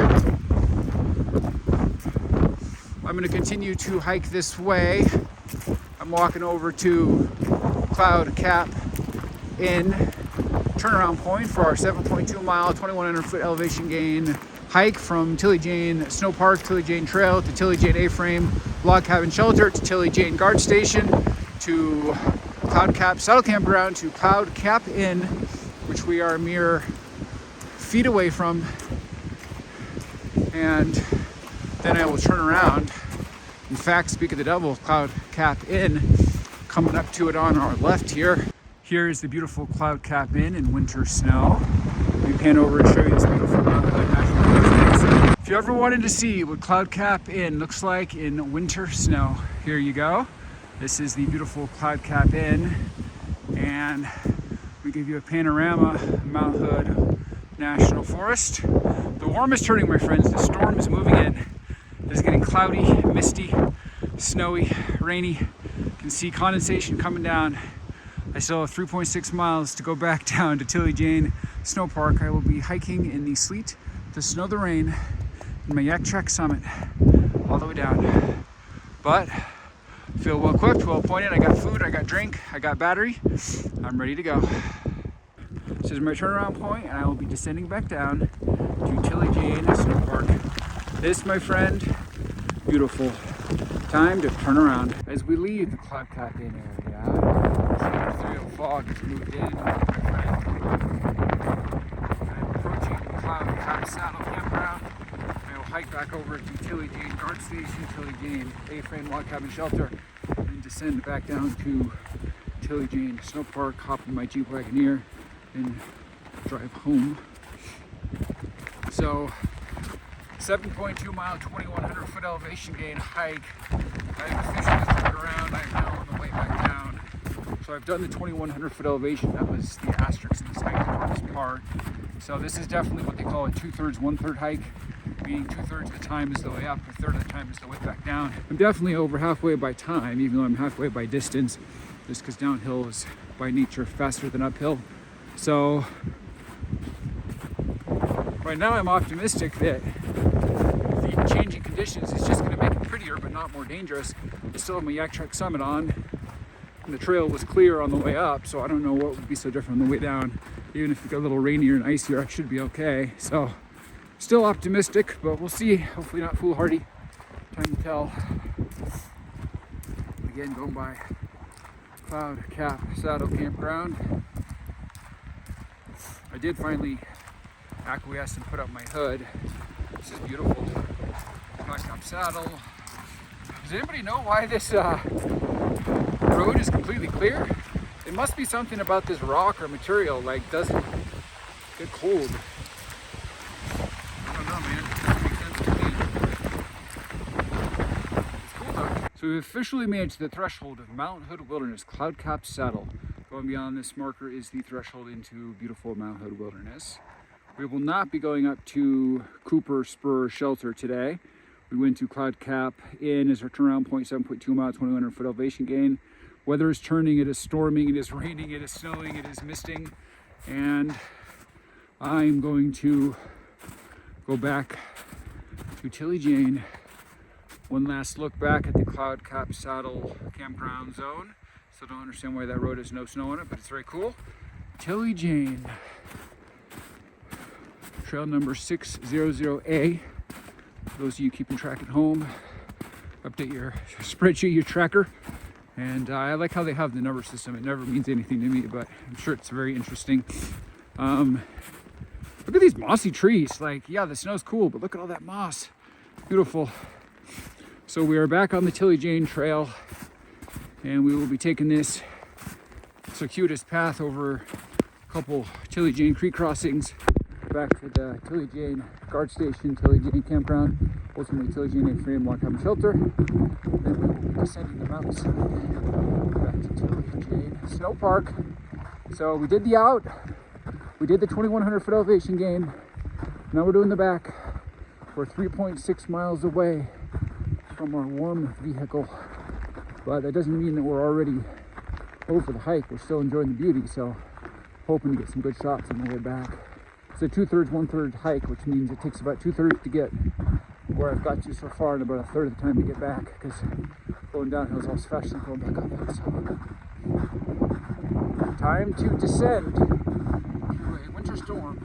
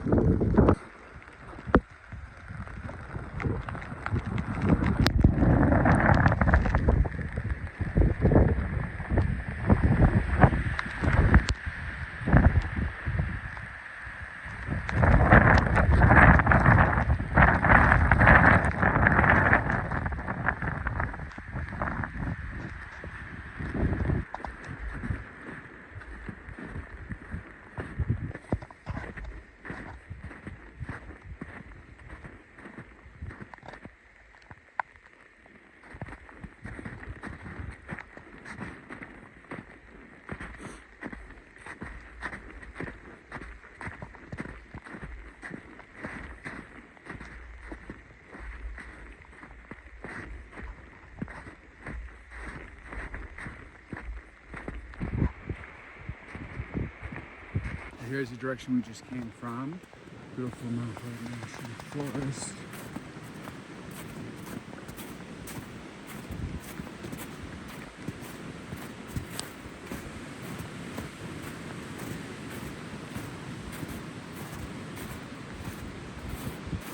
Loving these mossy trees. A lot of wind in the background. We are currently on the approach back to Tilly Jane Guard Station and Tilly Jane Campground. First come, first served 14 campsite summer camping destination. So I would definitely say if you're gonna bother doing this as a winter adventure, come all the way up to Tilly Jane A-frame, you might as well add this extra 2.2 mile, 200 foot elevation gain segment over to Cloud Cap Inn. Why not? Glad I did so. Now I'm heading back from this segment. Be back to Tilly Jane Land, Tilly Jane A-frame shelter shortly. And descend the mountainside, the Burnout Zone, which is really the heart and soul of this hike. Definitely thick snow. Still don't regret using my YakTrax Summit. I think as far as energy management was worth it. Some occasional post-holing was worth the ability to go a longer distance with less exertion. So I think YakTrax or micro spikes are the winner chicken dinner of this hike.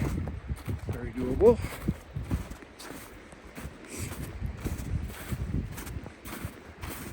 Little signage here on the street to our right, and around the corner here to the right will be the Tilly Jane Guard stations shortly.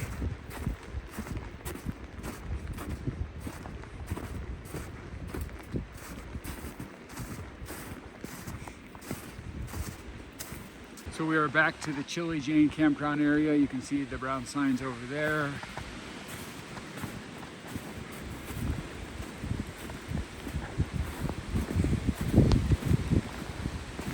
I don't know if the snow got thicker or if I got tireder or if the rain and snow that's come down the last hours changed the dynamic, but I'm definitely post-holing quite a bit more. When you go downhill on snow, you're more likely to post-hole, so slide, slide, slippery slide, my friend.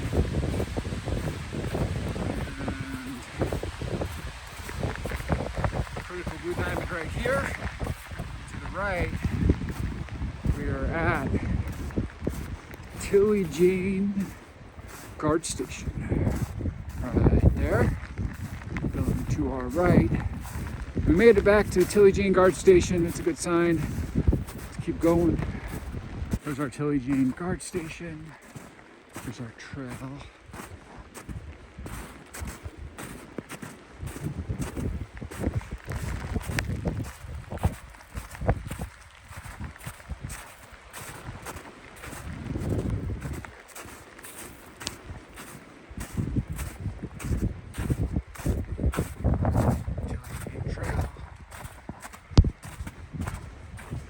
We're going to meander around a little Tilly Jane Creek crossing, hit the amphitheater, and then straight away back to Tilly Jane A-frame, more cabin shelter. This isn't sketch, but I would stay away from the edge here. Certainly don't want to fall. Fortunately, I have my YakTrax Summit on, so I have full confidence in the fanciness of my footwork. Oh, I love Tilly Jane Creek. So pristine, serene, clean, immaculate. Dig it. Our little footbridge. Straight ahead. There's Tilly Jane Creek.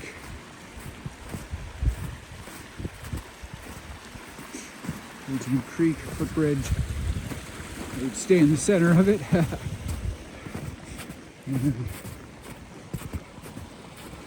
You see the rain sprinkling on Tilly Jane Creek. It is raining on me, has been for a while. Glad I have waterproof ski clothes on or I'd be in trouble. Happen to have a Bogner ski jacket, 20,000 K waterproof, 30,000 K breathable, 750 fill goose down. So got a premium ski jacket on, so I'm dry as a whistle on the inside. Got gloves, as I mentioned, nice pants. So I'm well dressed, not feeling the rain so far. Here's our amphitheater. The chipmunks had a performance going on, but they heard me coming and scattered. They're quite a Shakespearean troupe, the local chipmunks here at Tilly Jane. And we're coming up to more signage. This is trail number 600A, Amphitheater. Coming up to the Tilly Jane Campground sign on our right.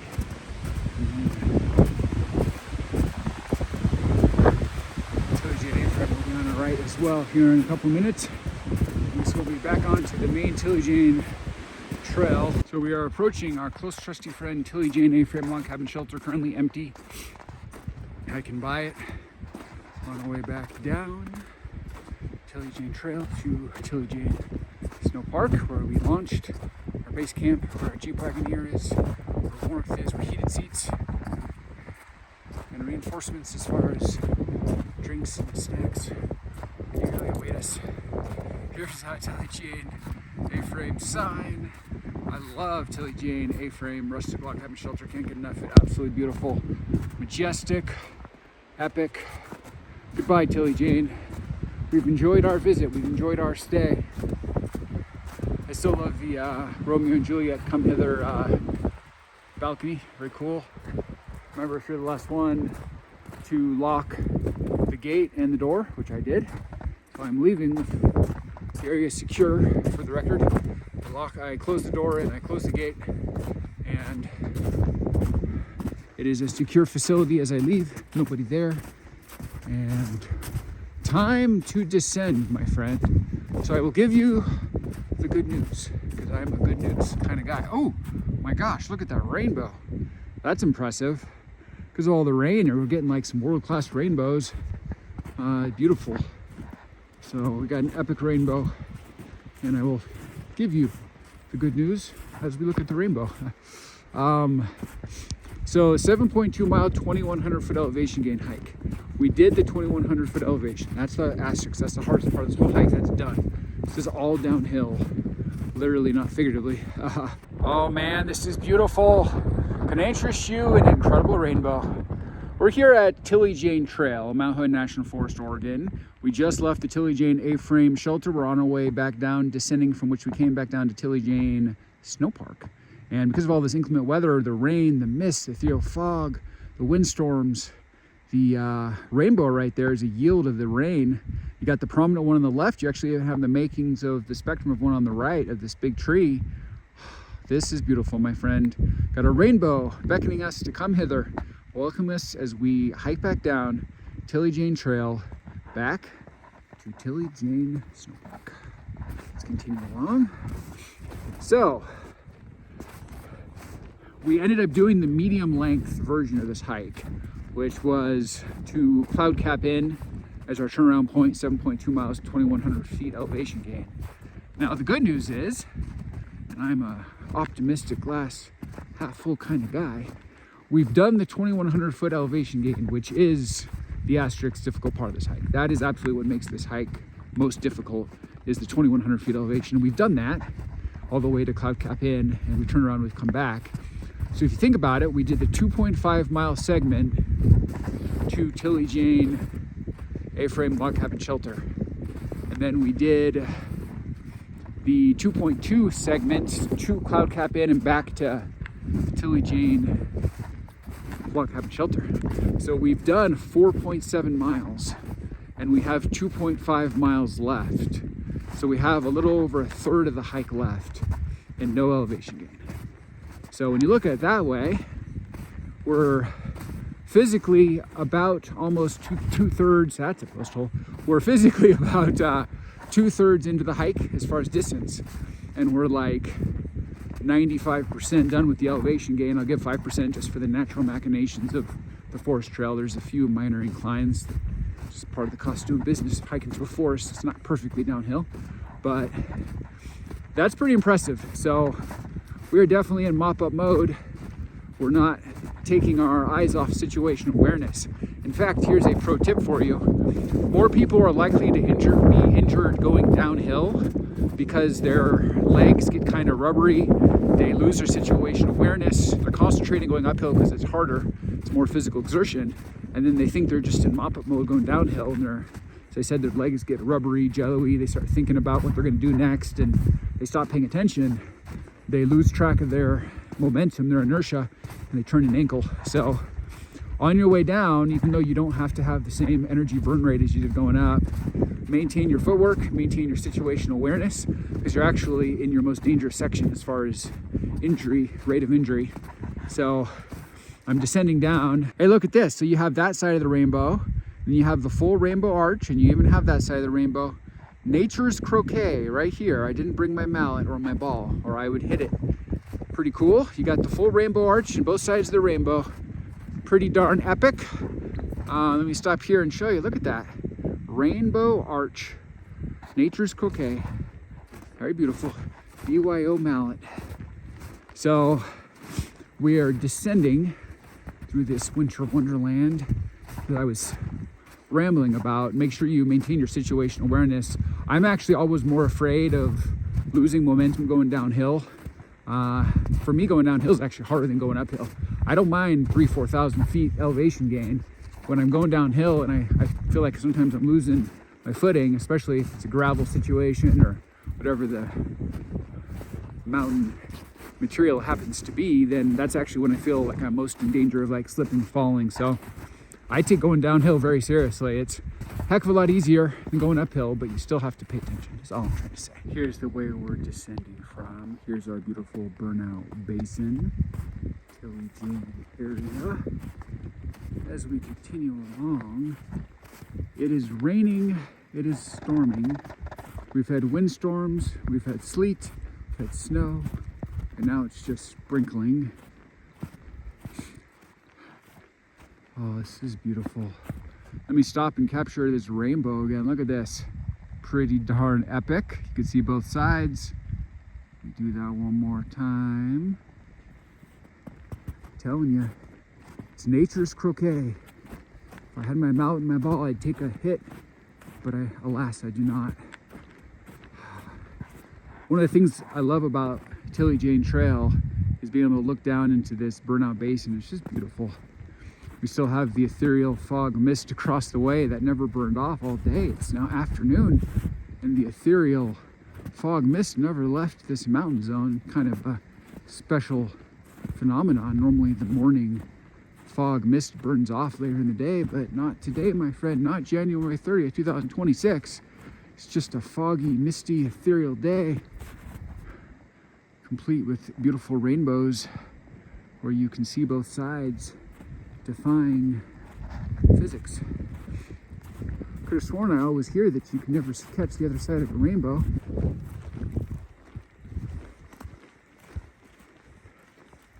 What a beautiful day, I gotta say.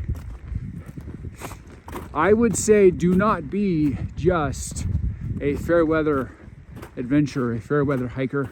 I know some people that, I'm not trying to throw shade, but they only go hiking when it's like a bluebird, blue sky day, and that's the only set of conditions they will even consider going on a hike. If there's any rain, if there's any snow, if there's any overcast, it's an automatic deal breaker. And different strokes, different folks, you do you, but I do not prescribe to that mentality, because frankly, I think a lot of the most beautiful hikes I've ever done have been in ethereal mist and fog and rain and snow, and hiked through a lot of storms. And I think it's, first of all, I think it's invigorating, it's exciting, it's good for the soul. Second of all, I think it's actually a lot of times more beautiful. There's something about the overcast light that makes everything in the foreground have higher contrast. which actually, in my opinion, makes it more beautiful. Sometimes you get what I call like a sun stain. Like if you got like bright sunshine and you try to shoot a video, there's just this light everywhere, and it actually a little off-putting in my opinion. I think it actually is less beautiful because you can't see anything because the sun's so glaringly bright. I actually don't like it. I'd much rather shoot a video in light like this. It's overcast with ethereal mist and fog, and you got good lighting. You can see every texture. I think it's actually far more beautiful than just like a blue sky, sun blaring down on you like a spotlight. That's not actually my favorite, to be honest with you. So maybe that's the Norwegian in me, lifelong Oregonian. And look at that. That's pretty legit, my friend. That is pretty legit.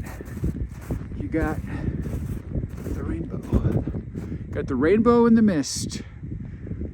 If I was trying to do a nature shot, I would call this the rainbow in the mist. The mist is actually moving so fast from left to right, you can see it. If I just stay here still in real time, you can see it moving from left to right towards the rainbow. I just descended a steep little section of Tilly Jane Trail. And we got this ethereal mist coming in. It's actually coming in heavier straight ahead. I don't know what this is. Mist, fog, soup. It's beautiful, but it's definitely moving into this Mount Hood National Forest Canyon Basin. I am a fan of a good ethereal misty fog, so I'm digging it. It just completely swallowed the rainbow. We had a beautiful rainbow right straight ahead. No more. The fog, the rainbow went to battle and the fog was victorious. Now we are getting strong gray vibes. Don't know if this is a harbinger for some bad weather coming. Right directly above me right now is some blue sky. I just looked up. So I'm in my final 2 miles descending down from whence I came to Tilly Jane Sno-Park. So I've got a Jeep Wagoneer that's got the load leveling suspension, 5 levels. So I'll probably go up to the highest level, off-road, 1 or 2. Put it into snow 4-wheel drive. Go down the couple miles of cloud cap road so I get to the main highway. Pull over, go back down to normal height of the vehicle. Go to normal 4-wheel drive, and then I will drive home. It's nice to have a vehicle that's got that capability, so I have full confidence. I'm sure the conditions are fine, but if there's one section that's sketchy on the drive home, it's going to be this few miles of cloud cap road back to the main highway. So that I'm more than up for the task with my vehicle. And then I will go home. You know what one of the best parts of a successful winter adventure is? 7.2 miles, 2,100 foot elevation gain. It's going home and having bottomless cups of warm apple cider. I like the Alpine. I actually saw some Alpine apple cider up at Tilly Jane A-Frame. Pretty cool. They had a box there, although they had the sugar type. I like the sugar-free type, so I probably wouldn't have had any at the Tilly Jane. I'm a sugar-free kind of guy, but got sugar-free at home, so I'm going to have bottomless apple cider all night. Get crazy, my sugar-free apple cider. That's what I call a party, my friend. Oh, look at this. Look at these clouds, this fog, this ethereal mist. Soupy magic. I am digging it. Don't know what the heck it is. You know, it's funny, if it was summer, I think there was a wildfire, but it's not summer and there's no wildfire. No, I guess it's just a ethereal, misty, cloudy fog. So I would say we finished the upper section of the exposed Burnout segment of Tilly Jane. So we got this Meandering Segment. We stop and just pan back. So we just came down from there. That's kind of the upper part of the Burnout Zone that is the final ascent to Village A-frame log cabin shelter. We're now kind of in the mid section, the flatter section, little respite because that was some pretty thick, gnarly snow in YakTrax summit.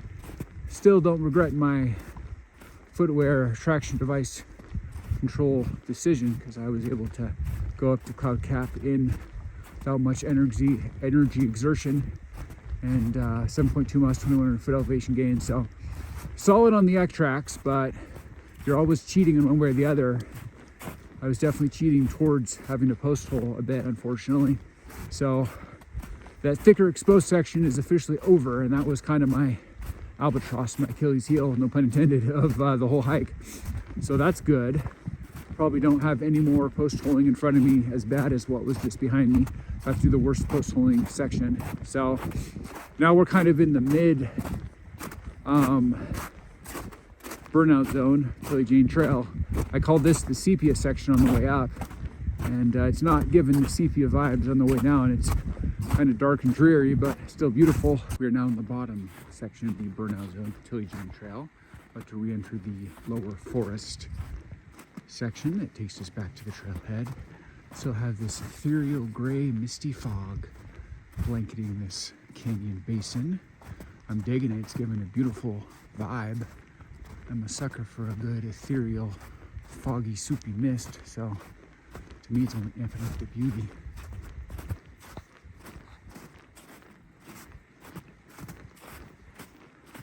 So my post-holing days are almost over. Once we get through this final section of the burnout, what I earlier called the angel singing section, this is the bottom zone of the burnout section back to the lower forest. That initial uphill slog that was the cost of doing business section from the trailhead up to this burnout zone. Once we get out of this little area, I'll be done post-holing. Should be very nice. And it'll just be lower forest with canopy. Not much snow, fair amount of ice. Back to our trailhead. I still can't get over this beautiful, like, thick fog. This mist is just blanketing this area. This is beautiful. It's like a soupy fog. Pretty unusual from sunrise to the next couple hours sunset. This entire day will have been non-stop fog in the area. The fog never lifted. It wasn't just a morning burn-off situation. It was just a day of fog in the mountains. So, very beautiful. I love this area. I will say this overcast gives like a different light, makes everything more vibrant and pop. All the green, all this brush, cat's tail, beautiful pine trees are more vibrant in the overcast. I feel like it is better lighting for really appreciating the contrast and the beauty of every blade of grass, every little bush and shrub and tree. So I actually prefer this lighting over the bright blue sunshine, bright blue sky sunshine, because that actually is a little blinding and you kind of miss a lot of the light, a lot of the contrast. As we officially leave the burnout section of Tilly Jane Trail here in Mount Hood National Forest, we got some ethereal, misty, foggy soup across the way. Very beautiful, sitting a vibe. And we are descending back down to what I had called the lower forest section, the trailhead to the burnout zone section. More canopy cover, so there's less snow, which means less post holing, which is good for a YakTraxer like myself. So I'm looking forward to getting out of the post-holy burnout section. That was definitely the worst section as far as post-holing goes, but still happy with my foot traction choice overall. For me to be able to do 7.2 miles and 2,100 foot elevation gain with minimal effort, I really don't feel wrecked. I feel actually pretty good. That's the yield. It's amazing what you can find beauty in, like even just a section like this. This isn't a feature of the trail, but I just find this to be absolutely stunningly beautiful. The green of this brushery, all this cat's tail, the ice on the trail, and then the snow. This is really beautiful. Very vibrant pops of white and green.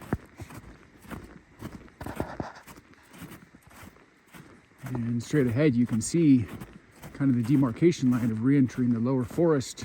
Suddenly we're going to have dirt under our feet. That'll be nice for my YakTrax to clean off some of the mud and snow that is caked on and accumulated all the hours of hiking. So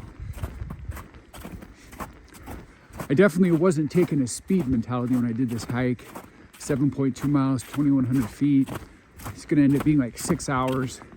Now, am I saying I was going for a record time? No, I mean, I shooting a video, which slows me down, and I stopped and lingered and really enjoyed each segment. So life's a journey, not a destination. Don't be trying to throw down a good time. Who cares if you did it quickly? The important part is to actually enjoy it. I'm not here to race, I'm here to have fun. So I'd rather do it slow and steady wins the race. I would say victories by using YakTrax. I'm really not wrecked. I mean, 7.2 miles, 2,100 foot elevation gains, a pretty legit winter adventuring hike, and I feel totally fine. Like, I don't even really feel tired, to be honest with you. I feel like I could start a hike right now. Like, that was not that arduous. And I chalked that up, so I walked through this muddy section, to the fact that I went slow. So I could honestly say in my hike, I never once got out of breath. I never redlined, as I call it. I never got behind my breath or got that fight or flight or got the cortisol or got, you know, like, oh, this is too hard. I never got any of that. I always went slow. Anytime I got a little tired, and I just slowed down and really stayed in front of my breath and never really got tired. Never really felt like I was at full exertion. And a big part of that I chalk up to deploying YakTrax, because YakTrax are basically like summer hiking, just a little bit more resistance from the snow/ice. So I don't know, man. I'm actually less wrecked than I was expecting. I don't feel too bad at all. I feel pretty good. So I've got another hike in me right now. Let's do it again. There's a wheel at the bottom, and if I spin it and hit the wrong thing, I could do the whole hike over again, but I think I'm up for it.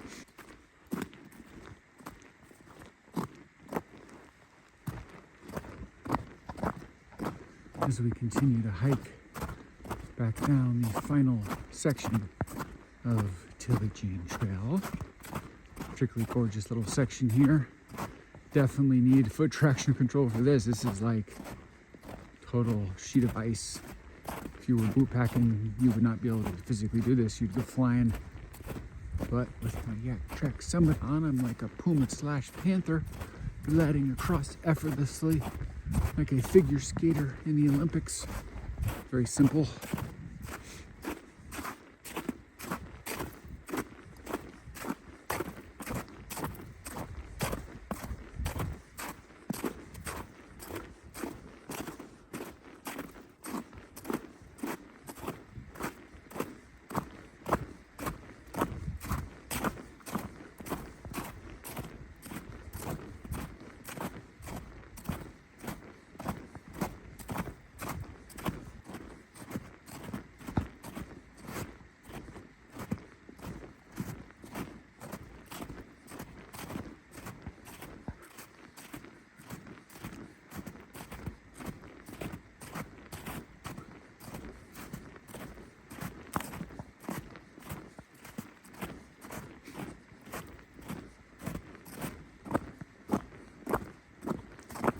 Oh, this is so beautiful.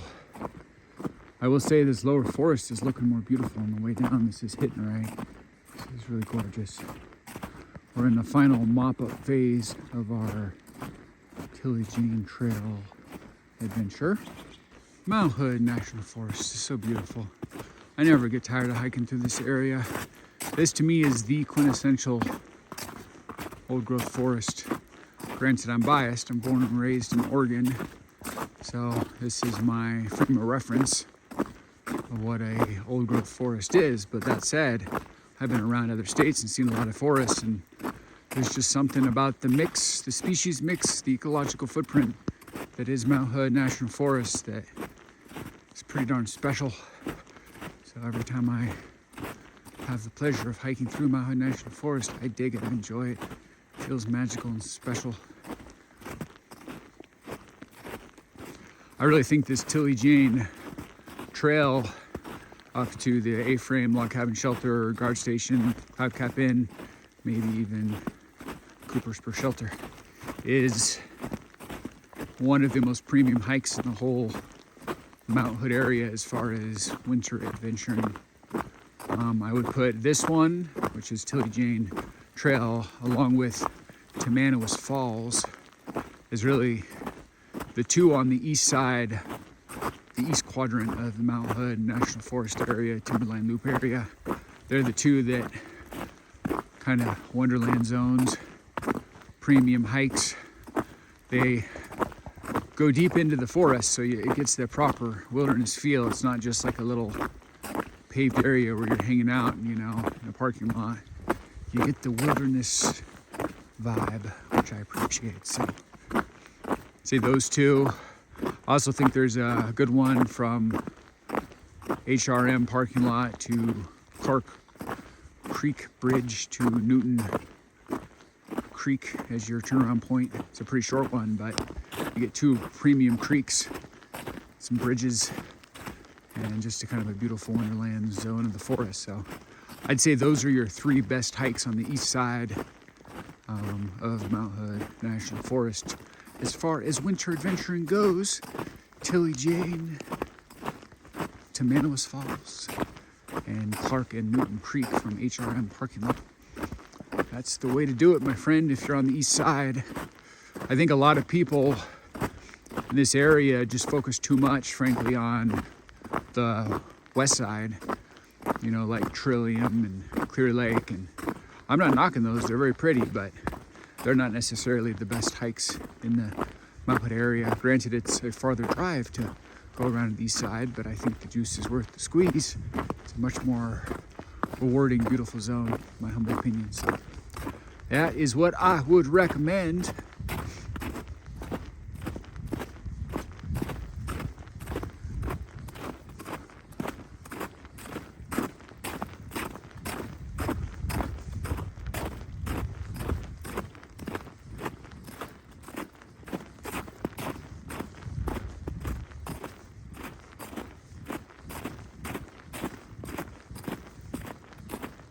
What are my takeaways? I think YakTrax or Microspike's definitely a solid decision. I probably wouldn't do snowshoes. I can understand if you do snowshoes, so no shade. But if you do snowshoes, you'll definitely have a higher burn rate of your energy, but you'll have an easier time on the more exposed burnout zone. If you do YakTrax, you'll have a much lower burn rate on your energy, but you will post hole a little bit in the burnout section. So depending on which way you want to cheat on your exertion level or your post holing, I could see an argument for either way. I personally would pick YakTrax, but that's my preference. I would definitely wouldn't do skis under any such circumstances. I think that would be a mistake. Don't be fooled by the fact that it says ski trail. And I think if you're going to bother going up to Tilly Jane A-frame, which is well worth doing, it's a gorgeous A-frame rustic log cabin shelter. I would add Cloud Cap Inn. I think that's worth it. Adds 2.2 miles, but only 200 feet elevation gain. So, and then you get to go see Cloud Cap Saddle Campground. You get to see the Mount Hood Wilderness sign. You get to see, most importantly, Cloud Cap Inn. If it's a clear day, you actually can go up to the left of Cloud Cap Inn. There's some money shots of Mount Hood proper at the summit. I didn't do that today because it was such overcast you couldn't see the mountain, so it wasn't worth going up there. But if it was a clear blue sky day, you definitely want to go to the left of Cloud Cap Inn. There's a couple overlooks that are like majestic money shots, and Mount Hood would literally be the view of your entire hike. So definitely want to add that if you're going to go up to Cloud Cap Inn. Didn't get that today myself, but that's okay. I've already gotten it in the summer. So I would add that.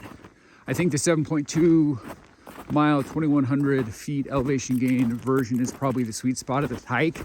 I could see if this was a blue sky, bluebird day, and you didn't have what I had to deal with today, like the rain and the snow and the fog and the windstorm that knocked me down a few times and all this other stuff.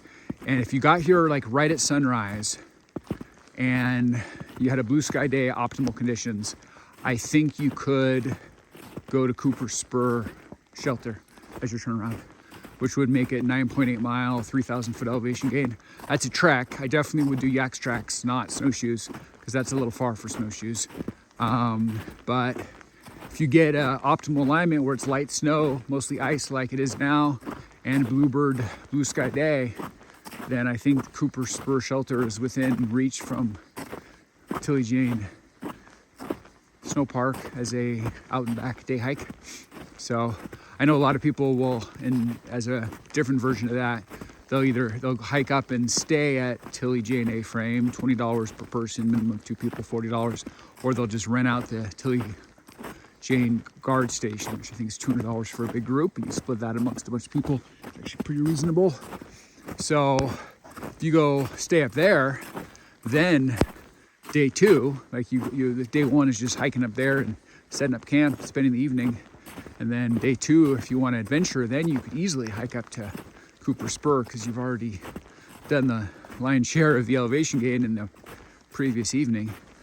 So that's a great base camp if you really want to go up and look at Cooper Spur Shelter. I wasn't able to go up to Cooper Spur Shelter today, but I think that was a wise decision based on the conditions. You got to let the trail conditions and the weather conditions dictate your plan. And today, given the extreme kind of stormy conditions, it didn't make sense to try to go up there. So those are my takeaways here at Tilly Jane Trail, Tilly Jane Sno-Park. So I'm just a few minutes away from the trailhead. That concludes my Tilly Jane hike.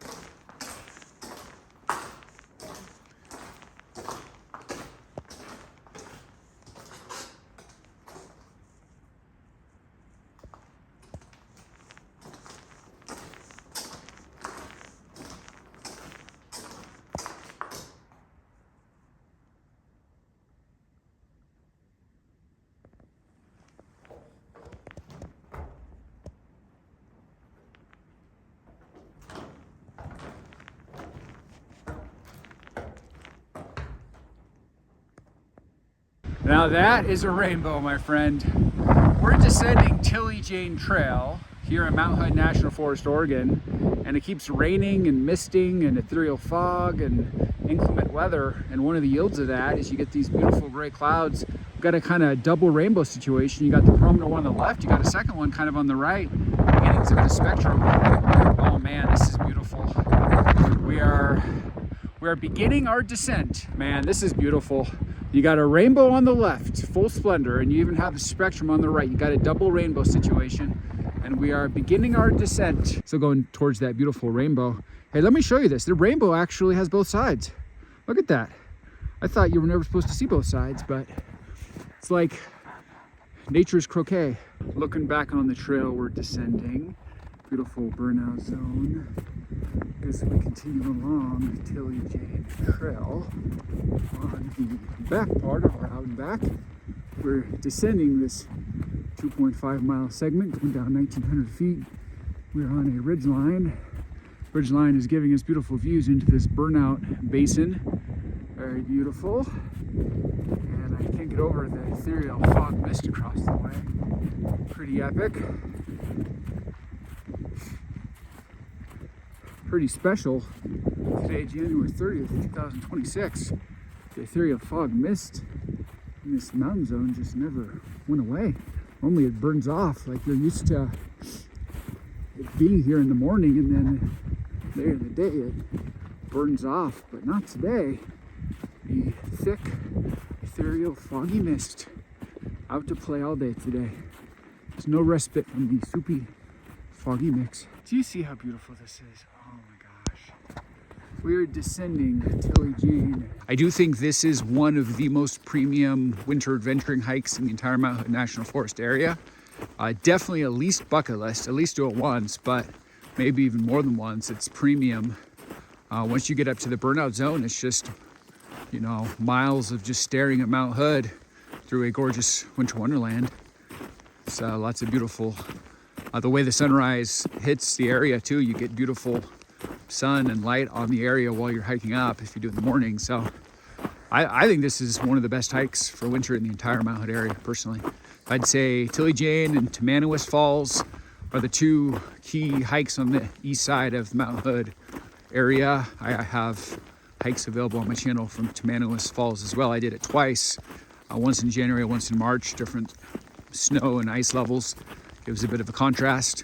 So I've done that full hike twice. I've done this one now once in winter, once in summer. Summer is beautiful too.